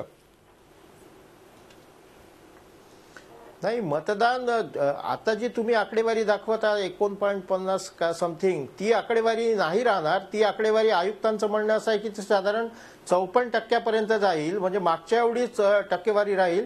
आणि गुन्हेगारीचा मुद्दा तर आज मी सगळ्या मतदान केंद्रांवर फिरत होतो, तिथे फलक लागले होते कोणावर किती गुन्हे दाखल आहे. बहुसंख्य मतदार त्या फलकाकडे पाहतही नव्हते. म्हणजे लोकांनी हे सगळं ॲक्सेप्ट केलं आहे की काय असं वातावरण मला दिसत होतं. गुन्हेगारीचा मुद्दा माध्यमातून जेवढा जास्त चर्चेला गेला तेवढा लोकांमध्ये चर्चेला गेलेला नाही असं मला आजचं चित्र बघितल्यावर जाणवलं. आणि गुन्हेगारी फक्त भाजपमध्येच आहे असं नाही, भाजप सत्तेत आहे त्याच्यामुळे त्यांनी कोणत्या गुंडाला जवळ केले की त्याची बातमी होते, पण काँग्रेस सुद्धा गुंडांना किंवा यांना जवळ करतच आली होती. इथल्या ज्या गुंडांच्या टोळ्या आहेत त्यात सरळ सरळ भाजप आणि काँग्रेस अशीच विभागणी झाली आहे. त्याच्यामुळे म्हणजे त्याचा मतदानावर खूप परिणाम झाला असं नाही. मतदानाची टक्केवारी वाढली नाही याचा परिणाम भाजपच्या जागा कमी जास्त होण्यावर 100% होऊ शकतो. म्हणजे मतदानाची टक्केवारी जर वाढली असती, ही जी टक्केवारी आहे ही पारंपरिक आहे, हे एवढं मतदान होतच आहे. आणि याच्यामध्ये ग्रासरूट म्हणजे खालच्या पातळीवर जे झोपडपट्ट्या आहे या भागातलं जे मतदान आहे ते जास्त झालं आणि मध्यम वर्ग मतदानाला कमी निघाला असं एक चित्र दिवसभरात मला जाणवलं.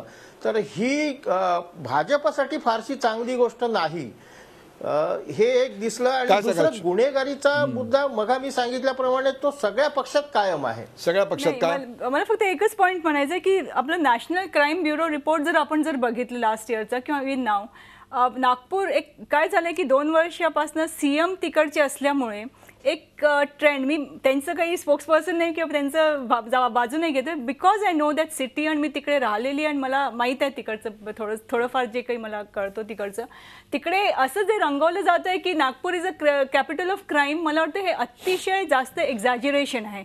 कारण पर्सेंटेज ऑफ क्राईम नागपूरला जे होतं ते तुम्ही कुठल्याही स्टेटच्या सिटीजला जर कम्पेअर केलं तर ते म्हणजे स्टॅटिस्टिक्स आर टेलिंग बेसिकली.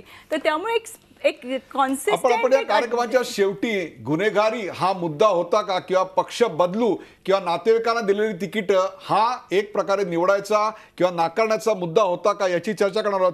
नागपूरला जेवढा वेळ ठरला होता तेवढी वेळ आपली नागपूरच्या चर्चेवरची संपलेली आहे. आपण थेट आता पुढच्या महानगरपालिकेकडे जाऊया आणि ती महानगरपालिका आहे नाशिक. 2012 साली नाशिकमध्ये काय परिस्थिती होती बघा.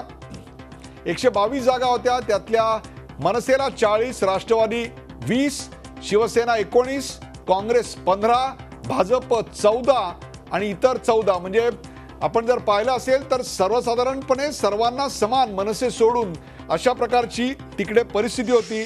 मतदानाचा टक्का जर आपण पाहिला तर यावेळी जवळपास 5% मतदान खाली घसरलेलं दिसतंय. एकीकडे मनसेला लागलेली गळती, मतदानाचा टक्का घसरलेला, सर्वच इतर पक्षांना समान स्वरूपात मिळालेली मतं, राष्ट्रवादी काँग्रेसचे नेते छगन भुजबळ आणि इतर नेते जेलमध्ये, या पार्श्वभूमीवर नाशिकचा अंदाज. भारतीय जनता पक्ष हा 14 वरून 35 ते 40 जागा, शिवसेना 26 वरून 45 ते 50 जागा, काँग्रेस 21 वरून 2 ते 7 सर्वात जास्त नुकसान, आणि राष्ट्रवादी काँग्रेसला देखील 17 वरून 5 ते 10 आणि मनसे 40 वरून 10 ते 15 आणि इतर 10 ते 15. आपण जाऊया थेट आमचे प्रतिनिधी योगेश खरे यांच्याकडे. योगेश खरे, प्रचंड मोठ्या प्रमाणावर गुन्हेगारीचा शिक्का असल्याचं एक गाव एकीकडे नाशिकमध्ये आपण पाहिलं, त्याचबरोबर NCPचे नेते हे जेलमध्ये, मनसेनी त्यांच्या केलेल्या कामांची जाहिरात, या सगळ्या पार्श्वभूमीवर या अंदाजाबद्दल आपलं मत योगेश खरे.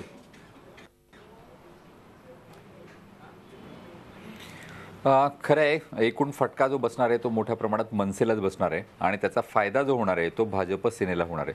जर आपण गेल्या वेळेची परिस्थिती बघितली तर सेनेला 19 जागा होत्या आणि भाजपला 14 जागा होत्या. त्या जवळजवळ होताना दिसत आहेत. BJPच्या जागा ह्या जवळजवळ 40पर्यंत 35-40पर्यंत पोहोचू शकतात आणि सेनेच्या म्हटलं तर तिप्पट होऊ शकतात, म्हणजे 45पर्यंत 40 ते 45च्या दरम्यान पोहोचू शकतात. त्यामुळे एकूण जी काही परिस्थिती आहे सत्तेला अनुकूल अशी परिस्थिती ही सेनेसाठी आहे. सेनेला ॲडव्हान्टेज आहे असं म्हटलं हरकत नाही. सेनेची सर्वाधिक जास्त असेल. फक्त या संपूर्ण परिस्थितीमध्ये जागा, ही जी परिस्थिती जी असेल ती त्रिशंकू असेल. यामध्ये मनसे हे जवळजवळ 10 ते 12 जागा असतील त्यांच्याकडे आणि अपक्ष हे 10 ते 15 जागा. हे दोघं जे असतील हे किंग मेकर असतील एकूण परिस्थितीमध्ये.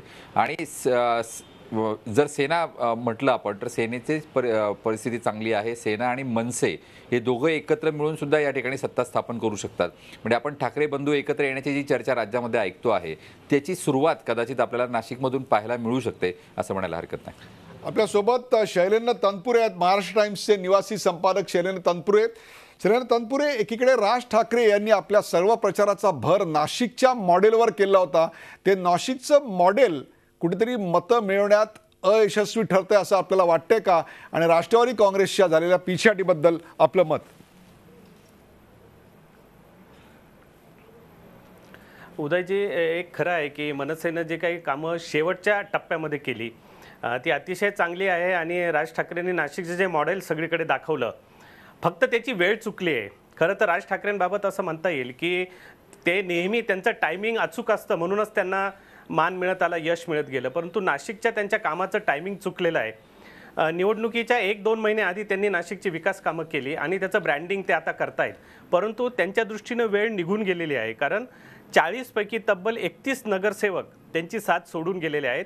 संघटनेतले त्यांचे माजी आमदार असलेली मंडळी ती सुद्धा सोडून गेलेली आहे. त्यामुळे कुणाच्या भरोशावर आता ते पुढचे लोकांसमोर जातील हा मोठा प्रश्न आहे. आणि स्थानिक पातळीवर मनसेला चांगला चेहरा मिळालेला नाही. त्यांचा पहिला महापौर राज्यातला तो सुद्धा पक्ष सोडून गेलेला आहे. त्यामुळे त्यांनी कितीही दावा केला तरी ते 10 ते 12च्या पुढे जातील असं वाटत नाहीये. राष्ट्रवादीबद्दल तर काय सांगावं, कारण राष्ट्रवादीच्या पीक पिरियडमध्ये सुद्धा त्यांना 20 जागा मिळालेल्या होत्या आणि आता तर त्यांचे जे सगळे मोठे नेते होते, छगन भुजबळांसारखे ते जेलमध्ये आहेत, माजी खासदार समीर भुजबळ जेलमध्ये आहेत. भुजबळांना विरोध करून बहुजन समाजाचा चेहरा म्हणून पुढे आलेले माजी खासदार देवीदास पिंगळे हे सुद्धा जेलमध्ये आहेत. त्यामुळे राष्ट्रवादीची हानी होणार हे तर उघडच होतं, परंतु ज्या काही जागा मिळतात त्या सुद्धा त्या स्थानिक प्रभागातल्या नगर जे काही लोक असतील त्यांच्या वैयक्तिक बळावर मिळणार आहेत, हे अतिशय उघड आहे. आपण याच नाशिक महानगरपालिकेचं आणखीन एक विश्लेषण पाहूया. जसं आपण मतदानाचा घसरलेला टक्का बघताय, तसंच कोणत्या पक्षांनी किती विद्यमान नगर, शिवसेना आणि RPI यांची युती होती, बाकी सर्वजण वेगवेगळे लढलेले होते.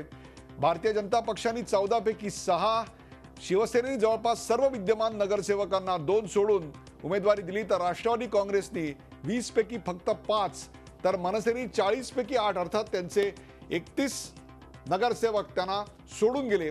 त्याहीपेक्षा नाशिकमधला सर्वात महत्त्वाचा ट्रेंड काय असेल तर तो म्हणजे अत्यल्प मतांनी निवडून आलेल्या विद्यमान नगरसेवकांची प्रचंड मोठी संख्या.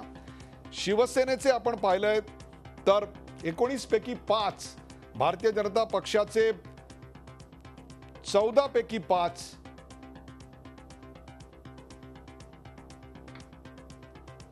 काँग्रेसचे 15 पैकी 3 आणि राष्ट्रवादी काँग्रेसचे 20 पैकी 3 आणि मनसेचे 8, 40 पैकी 8. म्हणजे भाजप आणि सेनेचे अनेक उमेदवार हे अत्यल्प मतांनी निवडून आलेले होते. कुठेतरी पंचरंगी लढत आता जी झालेली आहे त्याचा फटका आणि फायदा कोणाला होणार? योगेश खरे.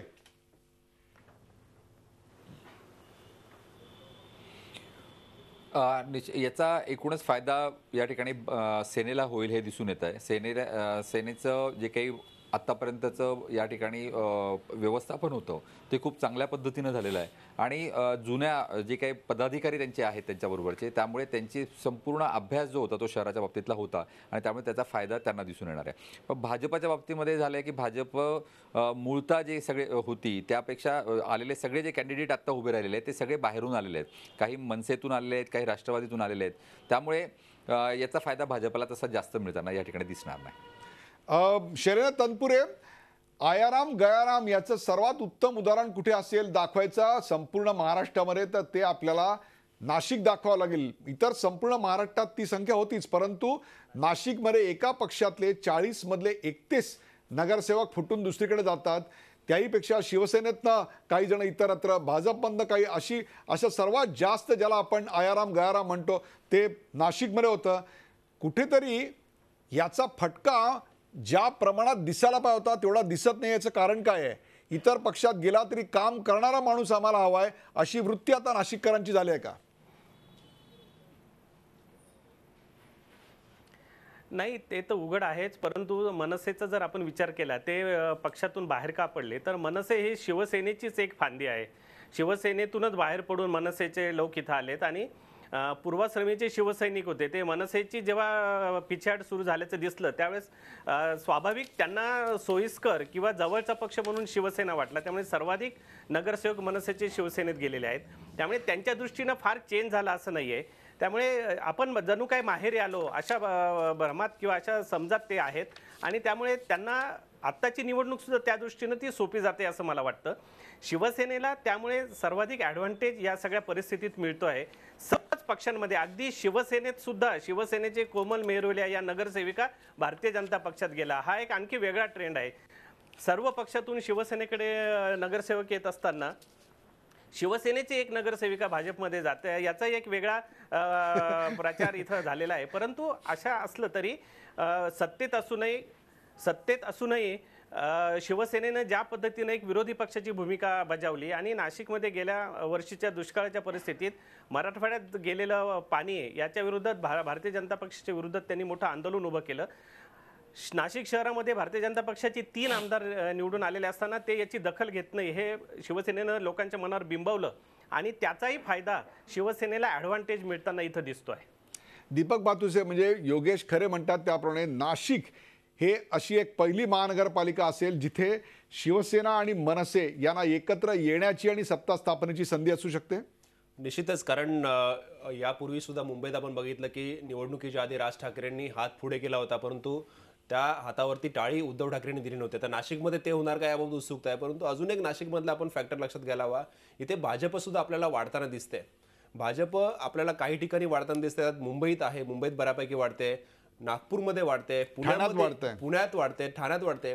आणि भाजपला हे बऱ्याच ठिकाणी मिळणारं यश जे आहे ते राज्य सरकारने जी कामं केलेली आहेत किंवा केंद्र सरकारच्या मार्फत जी कामं सुरू आहेत त्या शहरांमध्ये, त्या कामांवरती भाजपच्या मंत्र्यांनी किंवा मुख्यमंत्र्यांनी मतदारांकडे कौल मागितला होता. मुंबईतील मेट्रोची कामं असतील किंवा इतर जी कामं सुरू आहेत मुंबईमध्ये, शिवस्मारकाचा मुद्दा मुंबईत मोठ्या प्रमाणावर प्रचारात होता मुख्यमंत्र्यांच्या सभांमध्ये. पुण्यामध्ये मेट्रोचं आहे, नागपूरमध्ये मेट्रोचं काम सुरू आहे. या सगळ्या राज्य सरकार आणि केंद्र सरकारच्या कामावरती भाजपने मतदान मागितलं. त्याचा काही प्रमाणात फायदा जो आहे तो या महापालिकांमध्ये पुणे, ठाणे, मुंबई. आपण संपूर्ण जेव्हा 10 महानगरपालिकांचा विचार करू तेव्हा या मुद्द्यावर आणखीन सखोल असं विश्लेषण करू. यानंतर वेळ झाला का ब्रेकची, आणि ब्रेक नंतर आपण पिंपरी चिंचवड महानगरपालिका आणि त्याचा कौल काय आहे तो बघूया.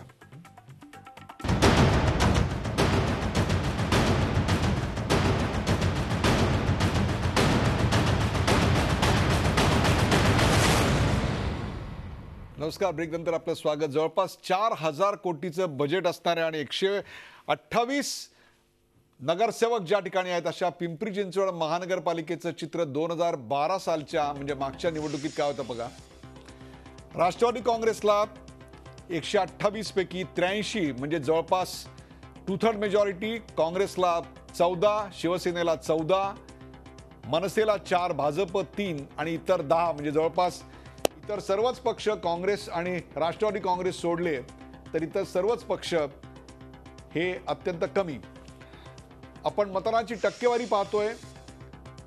मतदानाची टक्केवारी जवळपास 67% म्हणजे जवळपास 13% वाढ झालेली आहे. प्रेक्षक, मगासपासून जे आम्ही मतदानाचे आकडे तुम्हाला 2017चे आत्ताचे दाखवतोय ते आकडे क्षणाक्षणाला आता बदलत आहेत, अपडेट आकडे येत आहेत.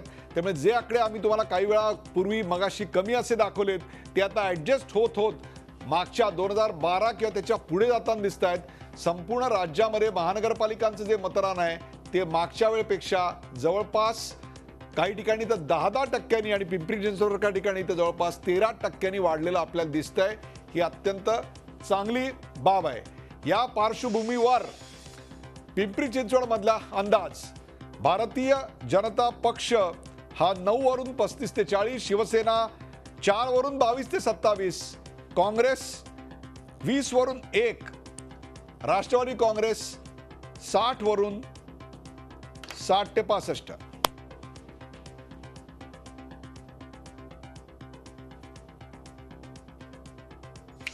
आपण 2012लाही कोणत्याही प्रकारची युती अथवा आघाडी नव्हती आणि 2017लाही युती किंवा आघाडी यापैकी काहीही नव्हतं. त्यामुळे कोणी विद्यमान नगरसेवकाला संधी दिली आहे पाहणे अत्यंत महत्त्वाचं आहे. आपण एका ग्राफिक्सच्या माध्यमातून ते पाहूया.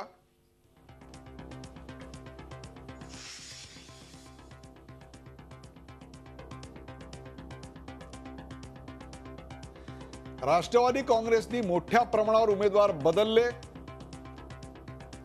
तर बाकीच्या पक्षांनी काँग्रेसने खूप मोठ्या प्रमाणावर बदललेले आपल्याला दिसत आहेत. तर 400 पेक्षा कमी मतांनी जिंकलेल्या प्रत्येक पक्षाच्या पिंपरी चिंचवड मधल्या जागा किती आहेत बघा. शिवसेना 14 पैकी 1, मनसे 4 पैकी 3 आणि राष्ट्रवादी काँग्रेस 83 पैकी 10. आपण थेट जाऊया आमचे प्रतिनिधी कैलाश पुरी यांच्याकडे. कैलाश पुरी, वाढलेलं जबरदस्त टक्के मतदान, त्याचबरोबर राष्ट्रवादी काँग्रेसमधून भारतीय जनता पक्षात प्रवेश केलेले 3-4 महत्त्वाचे नेते, या पार्श्वभूमीवर अजितदारांची लागलेली प्रतिष्ठा पणाला लागली आहे. हे अंदाज आणि त्यावरचं तुझं विश्लेषण. नक्कीच आहे. बारामतीनंतर अजित पवारांचा शब्द जिथं प्रमाण मानला जातो तो भाग म्हणजे पिंपरी चिंचवड. अशीच राज्यभरात पिंपरी चिंचवडची ओळख आहे. मात्र निवडणुकीपूर्वीच हा जो अजितदादांचा अभेद्य गड मानला जात होता त्याचे बुरुज ढासळायला सुरुवात झाली होती. अनेक दिग्गज नेते जे आहेत राष्ट्रवादी काँग्रेसचे ते भाजपमध्ये गेले. त्यामुळे पिंपरी चिंचवडमध्ये राष्ट्रवादी काँग्रेसचा विलास लांडे वगळता एकही तगडा नेता अजितदादांकडे राहिला नव्हता. त्यामुळे सगळी जी मदार होती या निवडणुकीची ती अजित पवार यांच्यावरच होते आणि अजित पवार यांनीही निवडणूक प्रतिष्ठेची केलेली होती. कारण पिंपरी चिंचवड म्हणजेच अजित पवार आणि अजित पवार म्हणजेच पिंपरी चिंचवड असं जे समीकरण होतं त्या समीकरणालाच भाजपनं राष्ट्रवादीतील मोठमोठ्या नेत्यांना आयात केल्यामुळे या समीकरणाला छेद गेला होता आणि पिंपरी चिंचवड अजित पवारांच्या हातातून गेलं तर त्यांचं जे एक नाक समजलं जातं ते कापलं जाण्याची शक्यता होती. म्हणूनच अजित पवार यांनी गेल्या 2 महिन्यात जवळपास पिंपरी चिंचवडचे 30 दौरे केलेले होते. एवढंच नाही तर प्रचार ज्यावेळेस संपणार होता, आचारसंहिता ज्यावेळेस लागू होणार होती, तो शेवटचा दिवसही अजित पवार यांनी पिंपरी चिंचवडमध्येच घालवला. यावरूनच अजित पवार यांनी पिंपरी चिंचवडची जी निवडणूक आहे ती किती प्रतिष्ठेची केली होतं हे समोर आलेलं आहे. आणि एकूणच भारतीय जनता पक्ष जो आहे तो मतदार याद्या जोपर्यंत म्हणजे उमेदवार निवड जोपर्यंत होती तोपर्यंत राष्ट्रवादीपेक्षा काहीसा पुढे वाटत होता. मात्र जेव्हा भाजपची उमेदवारी यादी जाहीर झाली तेव्हापासून भाजप मात्र बॅकफुटवर केलेलं चित्र निर्माण झालं. त्यातच भाजपमध्ये पिंपरी चिंचवडमध्ये ही प्रचंड अंतर्गत कलह आहे. लक्ष्मण जगताप असतील, महेश लांडगे असतील किंवा इतर जे जुनी भाजप आहे त्यांच्यामध्ये प्रचंड एक प्रकारचा अंतर्गत कलह होता. त्यामुळे कुठेही सुसूत्रता नव्हती. दुसरीकडे राष्ट्रवादी काँग्रेसचा मुख्य प्रचाराचा जो चेहरा होता तो केवळ अजित पवार होता आणि सुदैवानं राष्ट्रवादी काँग्रेसचा पिंपरी चिंचवडचा जो गेल्या काही वर्षामध्ये जो कायापालट झालेला आहे ती कामं जी आहेत ती राष्ट्रवादी काँग्रेसच्या बरोबर होती. आणखी एक मुद्दा भाजपचा जो अटॅकिंग मुद्दा होता राष्ट्रवादी काँग्रेसवर तो भ्रष्टाचाराचा होता. मात्र राष्ट्रवादी काँग्रेसचे जेवढे काही नेते आहेत ते सगळे भाजपमध्ये मोठे मोठे नेते गेल्यामुळे भ्रष्टाचार जे करणारे आहेत तेच भाजपमध्ये गेले आणि पिंपरी चिंचवडचं भाजप म्हणजे राष्ट्रवादीची बी टीम असा एक प्रकारचा प्रचार राष्ट्रवादीकडून आणि एकूणच जनमानसामध्ये झाला. त्याचा मोठा फटका भाजपला बसला. त्याचबरोबर मुख्यमंत्र्यांची सभा कुठे घ्यायची, कुठल्या विधानसभा मतदारसंघात घ्यायची यावरूनही भाजपमध्ये प्रचंड अंतर्गत वाद झाला. शेवटी दुपारच्या वेळी मुख्यमंत्र्यांची सभा घेण्यात आली मात्र त्यालाही म्हणावा तसा प्रतिसाद मिळाला नाही. आणखी एक महत्त्वाचा मुद्दा म्हणजे पिंपरी चिंचवडमध्ये मुख्यमंत्री आल्यानंतर अजित पवारांवर प्रचंड शरसंधान करतील अशी एक अपेक्षा होती. मात्र तसं चित्र जे आहे ते दिसलं नाही. त्या उलट राष्ट्रवादी काँग्रेसनं प्रतिष्ठापणाला लावली होती. त्यांचे जे अध्यक्ष आहेत शरद पवार यांच्याही 2 सभा ज्या आहेत त्या पिंपरी चिंचवडमध्ये त्या आयोजित करण्यात आल्या. स्वतः अजित पवार यांनी मॅरेथॉन सभा घेतल्या. आपल्यासोबत शैलेंद्र परांजपे, आपण पुणे आणि पिंपरी चिंचवड यांची जर तुलना केली तर आपल्या असं लक्षात येईल की भारतीय जनता पक्ष हा पुण्यामध्ये 26 वरून 55 ते 60 जागा तर राष्ट्रवादी पक्ष 54 वरून साधारणतः 60 जागा त्यांच्याही जागा काहीशा वाढताना दिसत आहेत. तर पिंपरी चिंचवडमध्ये ते आपला गड शाबूत राखताना दिसत आहेत. तर भारतीय जनता पक्ष तिकडे खूप मोठ्या प्रमाणावर वाढताना दिसतोय. या दोन्ही ठिकाणी 2 गोष्टी सामायिकपणे घडलेल्या होत्या. त्या म्हणजे गुन्हेगारी पार्श्वभूमीचे उमेदवार आणि आयाराम गयाराम हे दोन्हीकडे होतं. तर दोन्हीकडे आणखीन तिसरी आणि महत्त्वाची गोष्ट म्हणजे अजितदादा पवार यांची प्रतिष्ठा पणाला असा एक प्रचार विरोधी पक्षांकडून अजितदादांच्या विरोधात केला गेला होता. जर हे जे अंदाज आहेत ते जर खरे ठरले तर एक प्रकारे अजितदादा पवार या सगळ्यांचं आव्हान यशस्वीपणे परतावून लावताना दिसत आहेत. निश्चितपणे त्याचं कारण एकमेव असं की गिरीश बापट आत्ता पुणे जिल्ह्याचे पालकमंत्री आहेत आणि त्याआधी काँग्रेस NCPच्या सरकारमध्ये अजित पवार हे पालकमंत्री होते. पिंपरी चिंचवडवर काँग्रेसची वर्षानुवर्ष पकड आहे आणि आता त्याची जी सगळी मदार आहे ती अजित पवारांकडे त्याची सूत्र दिलेली आहेत पवार साहेबांनी आणि अजित पवार ती सक्षमपणे सांभाळत आहेत. पण महत्त्वाचा मुद्दा असा आहे की पुण्यामध्ये गिरीश बापट, त्यांचे 8 निवडून आलेले आमदार, लोकसभेचे खासदार, नव्याने पक्षात येऊन राज्यसभा खासदार झालेले संजय काकडे यांच्यात विसंवाद आहे, त्यांच्यात एक दिलाने काम होत नाही ही वस्तुस्थिती आहे. त्यामुळेच भाजप वाढलेली जरी असली तरीसुद्धा ते NCBला मागे टाकतील असं मला वाटत नाही पुण्यात. आणि पिंपरी चिंचवडमध्ये लक्ष्मण जगताप असतील, महेश लांडगे असतील, यापैकी त्यांच्यातली जी विसंवाद आणि अक्षरशः म्हणजे साप मुंगसासारखंच वैर आहे. त्यामुळे लक्ष्मण जगताप जरी बाहेर पडले असले तरी आता अजित पवारांचा एकछत्री अंमल जो पूर्वी होता त्याच्यामध्ये जे अडथळे होते ह्या मधल्या नेत्यांचे ते दूर होऊन कदाचित चांगला विकास होऊ शकेल की काय आणखीन असंही लोकांना वाटू शकतं. त्यामुळे अजित पवार आपल्या नेतृत्व गुणांमध्ये यशस्वी ठरत आहेत आणि व्हेअरएज पालकमंत्री म्हणून बापटांना दोन्हीकडे संधी असताना शैलेंद्र या ठिकाणी एक कंपॅरिझन एक तुलना करायची वाटते. ठाण्यामध्ये एकनाथ शिंदे यांना धक्का देण्यात भाजपला किंवा इतर कोणाला यश मिळेल असं दिसत नाही आहे, तर पिंपरी चिंचवड आणि पुण्यामध्ये अजितदादा पवार यांना धक्का देण्यात इतर सर्व पक्ष यशस्वी होतील असंही काही दिसत नाही आहे. एक प्रकारे स्थानिक नेतृत्वाशी किंवा स्थानिक जनतेशी ज्या नेतृत्वाची नाळ जोडलेली असते तो त्या ठिकाणी आपापले गड शाबूत राखताना दिसतोय. निश्चितपणे म्हणजे एकनाथ शिंदे मेहनतही खूप घेतात आणि त्यांना चॅलेंज करणारा नेता भाजपकडे नाही. अजित पवारांना चॅलेंज करायला बापट आहेत, पण ते एक दिलाने काम केलं जात नाही आहे सगळ्या नेत्यांबरोबर. आणि पिंपरीमध्ये अजितदादांचे विश्वासू जरी भाजपत गेले तरी ते अजितदादांना आव्हान देण्याइतके मोठे नाहीत, ही पण वस्तुस्थिती आहे. अशी कारणं आहेत. या सर्व महानगरपालिकांची चर्चा आपण पाहिलीत. आपण मुंबईचं विश्लेषण केलं, आपण मुंबईचा अंदाज बघितला, ठाण्याचा बघितला, पुण्याचा बघितला, नाशिकचा बघितला, पिंपरी चिंचवड आणि नागपूर या महाराष्ट्रातल्या 10 पैकी 6 महानगरपालिकांचे अंदाज आपण पाहिलेत. आणि त्यातून जी 5 ते 6 महत्त्वाच्या गोष्टी येतात त्याच्यावर मी आता चर्चा केंद्रित करणार आहे. आणि ती म्हणजे सर्वच ठिकाणी भारतीय जनता पक्ष वाढताना दिसतोय, तसंच शिवसेना देखील वाढताना दिसते. अनेक ठिकाणी दोघं बहुमताच्या जवळ जरी गेले असले तरी स्वबळावर सत्ता स्थापन होईल अशा प्रकारची चिन्ह नाहीत. म्हणजे दोघांना एकत्र येण्यासाठीची जी जागा आहे, तो स्कोप आहे, ती जागा आता मोकळी मिळताना दिसते आहे. एक प्रकारे मोदी लाट ओसरली की नाही हा जो खरा सवाल आहे तो आता ऐरणीवर आलेला आहे. त्याचंच विश्लेषण आपण करूया. आपण थेट पहिले जाऊया. दीपक भातुसे, मोदी लाट ओसरली की टिकून आहे? आपण मुंबईतला विचार केला तर मुंबईत मोदी लाट काही प्रमाणात आहेही आणि काही प्रमाणात ओसरली असं विश्लेषण करावं लागेल. कारण प्रामुख्याने नोटबंदीचा फटका जो आहे तो भाजपला काही प्रमाणात मुंबईत बसलेला आपल्याला पाहायला मिळेल. कारण जे लहान व्यापारी आहेत, जो प्रामुख्याने भाजपचा वोटर होता पारंपरिक, तो वोटर या नोटबंदीमुळे नाराज होऊन काही प्रमाणात इतरत्र वळल्याची शक्यता व्यक्त होते आहे. कारण हा जो गुजराती व्यापारी वर्ग होता त्यांना नोटबंदीचा सगळ्यात मोठा फटका बसला, त्याचा व्यापार जो आहे तो पूर्णपणे खाली आला या काळावधीत. त्याच्यामुळे हा रिव्हर्स इफेक्ट इथे मुंबई महापालिकेत आपल्याला पाहायला मिळेल. दुसरीकडे भाजपचे नेते जे आहेत ते काही प्रमाणात एक दिला नेते काम करताना आपल्याला दिसले नाहीत मुंबई महापालिकेत. त्याच्यात खासदार गोपाळ शेट्टी असतील, विनोद तावडे असतील, त्यांच्या विशेष सभा झाल्या नाही. पालकमंत्री मुंबईतले असून सुद्धा पूनम महाजन ज्या खासदार आहेत त्या कुठे विशेष दिसल्या नाहीत. किरीट सोमय्या आपल्या फक्त मोलाच्या प्रचारात अडकून पडले. त्यामुळे मुख्यमंत्र्यांवर सगळी मदार भाजपची या ठिकाणी होती. त्यामुळे भाजपला आणखीन ॲडव्हान्टेज मुंबई महापालिकेत मिळू शकला असता, पण तो भाजपने पण मोदींची लाट ओसरली काही ठिकाणी आणि काही ठिकाणी नाही.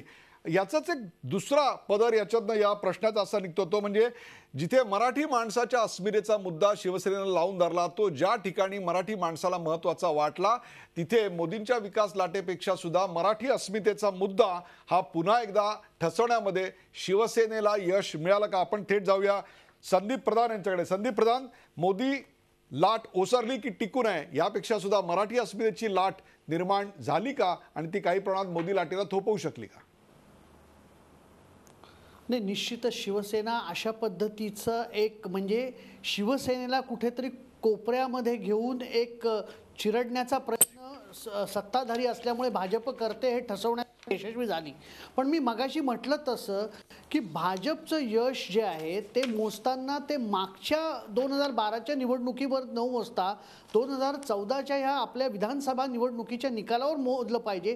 कारण असं आहे की त्यांना अशा पद्धतीने स्वतंत्र लढण्याचा आणि या महापालिका काबीज करण्याचा आणि शिवसेनेबरोबर युती तोडून कुठेतरी लढण्याची जी प्रेरणा आहे ती त्या निकालातून मिळालेली आहे. आणि त्यामुळे 2014चं जे यश आहे म्हणजे मोदी लाटेचा जो इम्पॅक्ट आहे विधानसभा निवडणुकीच्या वेळेचा तो टिकून आहे किंवा नाही हे जर बघायचं तर मला असं वाटतं त्याच ह्याच्यात बघितलं पाहिजे. पण आत्ता जे आपण सगळं चित्र बघितलं की मुंबईमध्ये शिवसेनेकडेच बहुमत जास्त येऊ शकतात भाजपपेक्षा जागा, ठाण्यामध्ये तर ते सत्तेच्या जवळ जाऊ शकतात, नाशिकमध्ये सुद्धा शिवसेनेला ॲडव्हान्टेज म्हणजे दिसतोय आपल्याला, पुणे आणि पिंपरी चिंचवडमध्ये ज्या पद्धतीने त्यांना राष्ट्रवादीला थोपवण्यात यश यायला पाहिजे अगदी त्यांच्याकडची सुद्धा टेंटेड माणसं घेऊन ते सुद्धा येताना दिसत नाही. आणि एकूण नागपूरमध्ये जिथे नेत्रदीपक यशाची अपेक्षा होती तिथं नेत्रदीपक यश मिळत नाही. तर हे सगळं लक्षात घेता मग आपल्याला असा निष्कर्ष काढायला लागेल की 2014चं जे यश आहे विधानसभा निवडणुकीतलं ते आत्ता कुठंतरी भाजपला या महापालिका निवडणुकांमध्ये आपल्या या म्हणजे आपल्या ह्या आपण जो हा सर्वे केला आहे त्या आधारावरती असेच निकाल आले तर मग ते मला असं वाटतं की ते काही आपल्याला टिकवून ठेवता आलेलं आहे असं मला वाटत नाही. शुभांगी, या निवडणुकीमध्ये स्थानिक नेतृत्व आपल्याला कुठे दिसलं नाही. दिसले ते फक्त उद्धव ठाकरे, अजितदादा पवार किंवा देवेंद्र फडणवीस. परंतु स्थानिक स्वराज्य संस्थांच्या या निवडणुका त्यात स्थानिक नेतृत्व आम्हाला दिसायला पाहिजे होतं, ते दिसलं नाही. नाही, त्याचं कारण असं आहे की प्रत्येक पार्टीत त्यांचे लोकल लीडर्स होते पण ते फेस का नाही होऊ शकले त्याचं मला वाटतं ते जेनेसिस त्याचा जो आहे तो डेव्हलपमेंटल मॉडेलमध्ये आहे. कारण चीफ मिनिस्टरनी हा जो त्यांचा प्लॅंक होता इलेक्शनमध्ये, आज आपण 10 म्युन्सिपल कॉर्पोरेशनचे इलेक्शन्स बघू किंवा इवन 25 जिल्हा परिषद जी आपण ऑफकोर्स चर्चा इकडे घेतली नाही पण तिकडे मला एक युनिफॉर्म ट्रेंड जो दिसला तो हा जो प्लॅंक होता डेव्हलपमेंट प्लॅंक होता. आणि डेव्हलपमेंट प्लॅंक नुसता डेव्हलपमेंट प्लॅंक नाही, एक नवीन मॉडेल एक नवीन पर्याय म्हणून देवेंद्र फडणवीसचा जो विजन असेल त्या याच्याने त्यांनी ते पुढे आणलं. म्हणून मुंबईमध्ये जेव्हा आपण 10% ग्रोथ जी बघतो आहे जर लोकांनी ते चेंजसाठी जर पुढे आले असेल तर तो डेव्हलपमेंट नवीन जो मॉडेल आहे म्हणजे या निवडणुकीत फक्त आपण महापालिकेचं गली कचरा पाणी तिथपर्यंत नाही आहे. कारण जेव्हा ते डेव्हलपमेंट प्लॅन पुढे जर जेव्हा त्यांनी नेलं त्याच्यात त्यांनी स्मार्ट सिटी मिशन आणलं आहे. त्याच्यात स्मार्ट सिटी मिशनच्या अनुषंगाने त्यांनी एक व्यापक म्हणजे दिस इज द फर्स्ट टाईम की मेगा प्रोजेक्ट्सबद्दल आपण बोलतो आहे. नाही तर पूर्वीचे आपण जेवढे 5 वर्षाचे जर आपण BMC इलेक्शन्स बघितले कुठले मुंबई नागपूर पिंपरी चिंचवड वगैरे तर अगदी खूपच लोकल गल्ली लेवलचं बघत होतं. पण यावेळेस for the first time national आणि स्टेट मॉडेलचं इंटिग्रेशन सिविक बॉडीजमध्ये झालं आहे. म्हणजे आपण जेव्हा ट्रीटमेंट वॉटर ट्रीटेड सिवेज सीशोरमध्ये अनट्रीटेड वॉटर सिवेज जो बोलत आहे तो मेगा प्रोजेक्टबद्दल बोलत आहे. तर फर्स्ट टाईम एक मेगा प्रोजेक्ट्स जे महापालिकेत आले आहे तर त्याचे कुठे नॅशनल आणि स्टेट कनेक्ट झालंय. त्यामुळे जो पक्ष केंद्रात राज्यात त्याच्याच कडे किंवा त्याच्या प्रोजेक्टकडे सहानुभूतीपूर्वक किंवा काहीशा पॉझिटिव्ह नजरेनं बघायची एक वृत्ती आपल्याला दिसते आहे. आपल्यासोबत शैलेंद्र परांजपे, मुख्यमंत्री प्रत्येक सभेत सांगत होते परिवर्तन होणारच. तुम्हाला खरोखरच वाटतंय का आत्ताचे जे आपण आकडेवारी बघतोय मुंबईमध्ये 28 वरून साधारणतः 80च्या घरात, ठाण्यामध्ये 5 वरून 25च्या घरात, पुण्यामध्ये 25 वरून 55 ते 60, पिंपरी चिंचवडमध्ये 9 वरून 35 ते 40, नागपूरमध्ये 55 वरून जवळपास 80 ते 90 जागा. हे सगळं पाहता परिवर्तन तर होणारच परंतु सत्ता काबीज करण्या एवढं परिवर्तन नाही. दोन्ही बाजूला दिसतंय शिवसेना आणि भाजप वेगळे वेगळे लढले तरी दोघांनाही फायदा होताना दिसतोय. मुळामध्ये याच्यामध्ये परिवर्तन आहे का हा खरा प्रश्न आहे. त्याचं कारण असं की जर नागपूरमध्ये भाजप सत्तेमध्येच असेल तर परिवर्तन आहे का नाही. परिवर्तन तर होणारच. ही जी टॅगलाईन आहे ही विशेषतः मुंबई कॉर्पोरेशनसाठी किंवा बृहन्मुंबई म्युन्सिपल कॉर्पोरेशनसाठी म्हणून दिलेली होती आणि मुंबईमध्ये परिवर्तन घडवण्यात यश आलं आहे का याच्याबद्दलच आत्मपरीक्षण करावं लागेल. कारण शिवसेना सिंगल लार्जेस्ट पार्टी आलेली आहे. दुसरी गोष्ट जसं मुख्यमंत्री विकासाचा चेहरा म्हणून सगळीकडे गेले असं आपण जे म्हणतोय त्याच्यामध्ये माध्यमांना ऑब्व्हियसली मुख्यमंत्री म्हणून त्यांच्या सभा जास्ती दाखवल्या जातात किंवा त्यांची वक्तव्य जास्ती दाखवली जातात चॅनेल्सवर. मात्र चंद्रकांत पाटील त्याच्यानंतर सुधीरभाऊ मुनगंटीवार, पंकजा मुंडे यांनी देखील 30-40 सभा केल्यात. मुख्यमंत्र्यांनी महाराष्ट्रात 62 सभा केल्या आणि रावसाहेब दानवेंच्या सभा या मुख्यमंत्र्यांपेक्षा जास्त आहेत, 70च्या आसपास सभा आहेत. आणि असं असून देखील त्याचं लाईव्ह होणं, उद्धवच्या बरोबरची त्यांची म्हणजे ठाकरेंच्या बरोबरची कंपॅरिझन होणं, त्यांचीच दोघांची कुस्ती किंवा युद्ध चालू आहे असं वातावरण निर्माण होणं, हे हेतुपुरस्सर केलं गेलं. त्याचं कारण असं की मुंबई कॉर्पोरेशन तितकी महत्त्वाची आहे, त्याचं बजेट मोठं आहे. मात्र परिवर्तन झालं आहे का, तर सगळीकडे संदीप म्हणाला त्याप्रमाणे परिवर्तन दिसत नाही. BJPत वाढ झाली आहे का, झाली आहे. ती अतिशय नैसर्गिकरित्या दोन्हीकडे सरकार असल्यामुळे वाढ झाली आहे. पण जसं 2014च्या तुलनेत यश मिळालं का, तर मुंबईमध्ये 18.5 लाख या मतदारसंख्येने गुजराती, मारवाडी किंवा जैन समाजाचे लोक आहेत आणि ते सिव्हिक बॉडीच्या इलेक्शनला बाहेर पडत नाहीत हे लक्षात घ्यायला पाहिजे. जसं ते विधानसभेला किंवा लोकसभेला बाहेर येतात त्याचं कारण मुख्यमंत्री किंवा प्रधानमंत्री निवडण्यात त्यांना इंटरेस्ट असतो, पण सिव्हिक बॉडीकडे त्यांना कुठल्याच कामाला जावं लागत नाही, कारण ते आर्थिक सुसंपन्नतेमध्ये असतात. त्यांना गटर मीटर वॉटरसाठी कधीही पालिकेकडे जावं लागत नाही, त्यांची कामं फोनवरनं होतात. त्यामुळे ते मोठ्या संख्येने मनपा निवडणुकीत उतरताना दिसत नाहीत आणि तेही कारण आहे की शिवसेना नंबर 1ला आहे. दुसरी गोष्ट अशी की डिमॉनिटायझेशनचाही परिणाम गुजराती, मारवाडी या व्यापाऱ्यांवरच अधिक प्रमाणात झालेला आहे आणि त्याचा काहीसा फटका किती नाही म्हटलं तरी बसला आहे भाजपला. तसंच अन्य शहरांमध्ये भाजप वाढली आहे, पण जसं पुण्यामध्ये राष्ट्रवादीला धक्का देण्या इतकी वाढली नाही. नाशिकमध्ये वाढली आहे, परंतु तिथे शिवसेनेला ॲडव्हान्टेज आहेच, कारण मनसेची ट्रान्सफर झाली पॉवर त्यांच्याकडे. असं वेगवेगळे चित्र आहेत, पण परिवर्तन सगळीकडे होतंय का, तर मला वाटत नाही की सगळीकडे परिवर्तन झालंय, पण भाजपची वाढ आहे हे बरोबर आहे. आपण प्रेक्षक ओव्हरऑल चित्र काय ते पाहिलं. आता जे माझे स्थानिक प्रतिनिधी आहेत त्या प्रत्येक प्रतिनिधीला त्या महानगरपालिकेतनं मतदारांना आजच्या मतदानातून नेमका काय संदेश द्यायचा आहे या अंदाजातून ते आपण विचारूया. सर्वात जाऊया योगेश खरे यांच्याकडे. योगेश खरे, आपण नाशिकचे जे अंदाज व्यक्त केले ते नाशिकचे अंदाज हे भारतीय जनता पक्ष आणि शिवसेनेसाठी अनुकूल आहेत, परंतु त्या दोघांना एक हाती सत्तेचा मात्र अंदाज दिसत नाही. त्या ठिकाणी शिवसेना आणि मनसे एकत्र यायला एक स्कोप निर्माण झालेला आहे. नाशिकमधून काय संदेश देते जनता असं वाटतं? खरं म्हणजे नाशिकमधून जनता थोडी कन्फ्यूज आहे, कुणाला मत द्यायचं हे त्यांच्या लक्षात आलेलं नाही आणि त्यामुळे थोडंसं त्रिशंकू परिस्थिती यावेळेस पण आपल्याला दिसणार आहे. मनसेची लाट असताना मनसेला सुद्धा 40च्या वर जागा मिळालेल्या नव्हत्या, त्यामुळे आत्ता या ज्या सगळ्या जागा आहेत या सगळ्या एकमेकांच्या फ्रस्ट्रेशनमधून किंवा अपक्षांची जी काही मोठी 275 अपक्ष यावेळेस 821 उमेदवारांपैकी लढत आहेत, तर ते किती मतं खातील यावर हे सगळं डिपेंड असणार आहे आणि त्यामुळेच याचा फायदा जो आपल्याला दिसतोय, फक्त आपण भाजप आणि सेना यांच्याकडे हा फायदा आपल्याला दिसतोय, मात्र मनसे आणि अपक्ष या दोघांना किती जागा मिळतात त्यावर पुढचं सगळं निकाल हा या ठिकाणी अवलंबून असेल.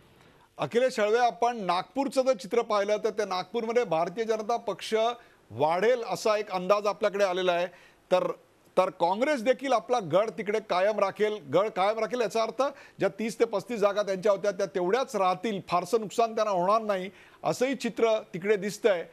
नागपूरकरांना काय संदेश द्यायचा असं वाटतं, जिथून मुख्यमंत्री आणि या केंद्रीय भूपृष्ठ वाहतूक मंत्री येतात? सर, जर का आपण पूर्ण ट्रेंडचा विचार केला आणि आपण जो अंदाज व्यक्त केला त्याचा जर का विचार केला तर भाजपला 84 जागा मिळतात असं पण म्हणतो आणि त्यांना महानगरपालिकेत बहुमताकरता 76 जागा हव्या, त्यामुळे 8 जागा त्यांना जास्ती मिळतात असं आपण गृहीत धरू.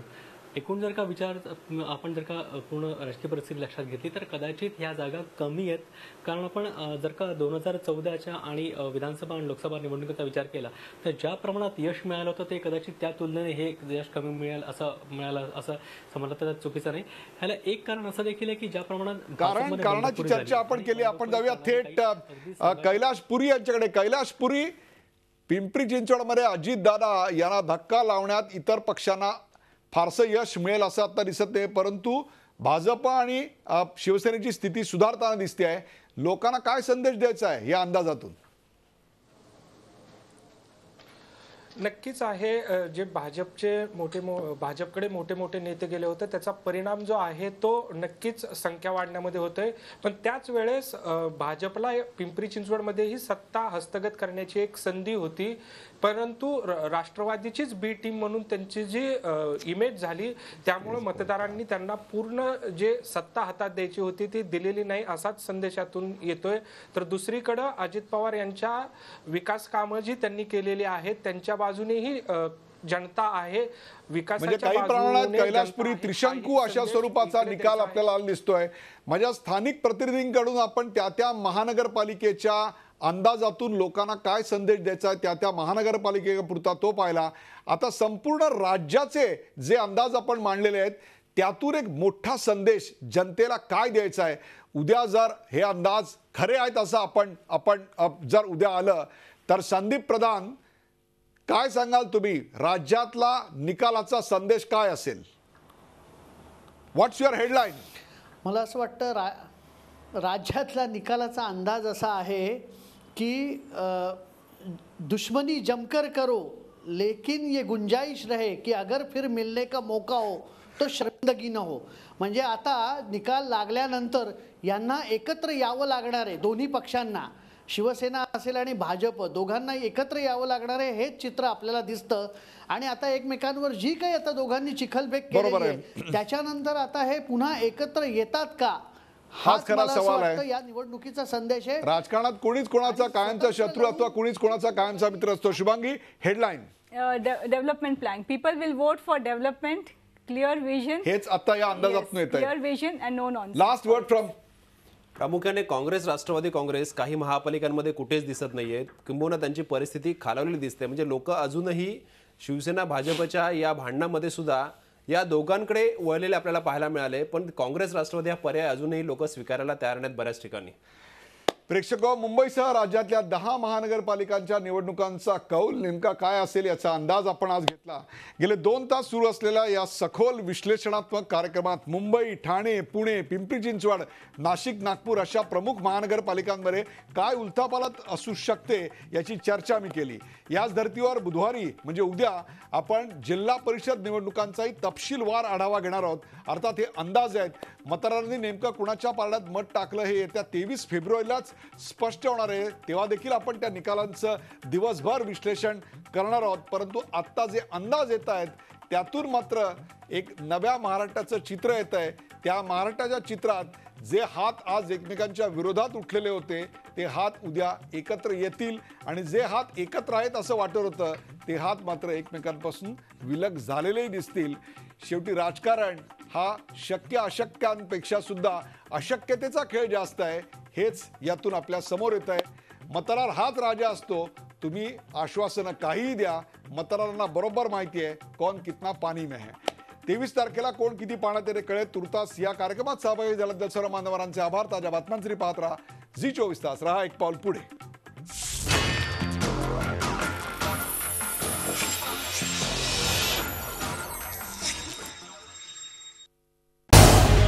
झी 24 तास रहा एक पाऊल पुढे.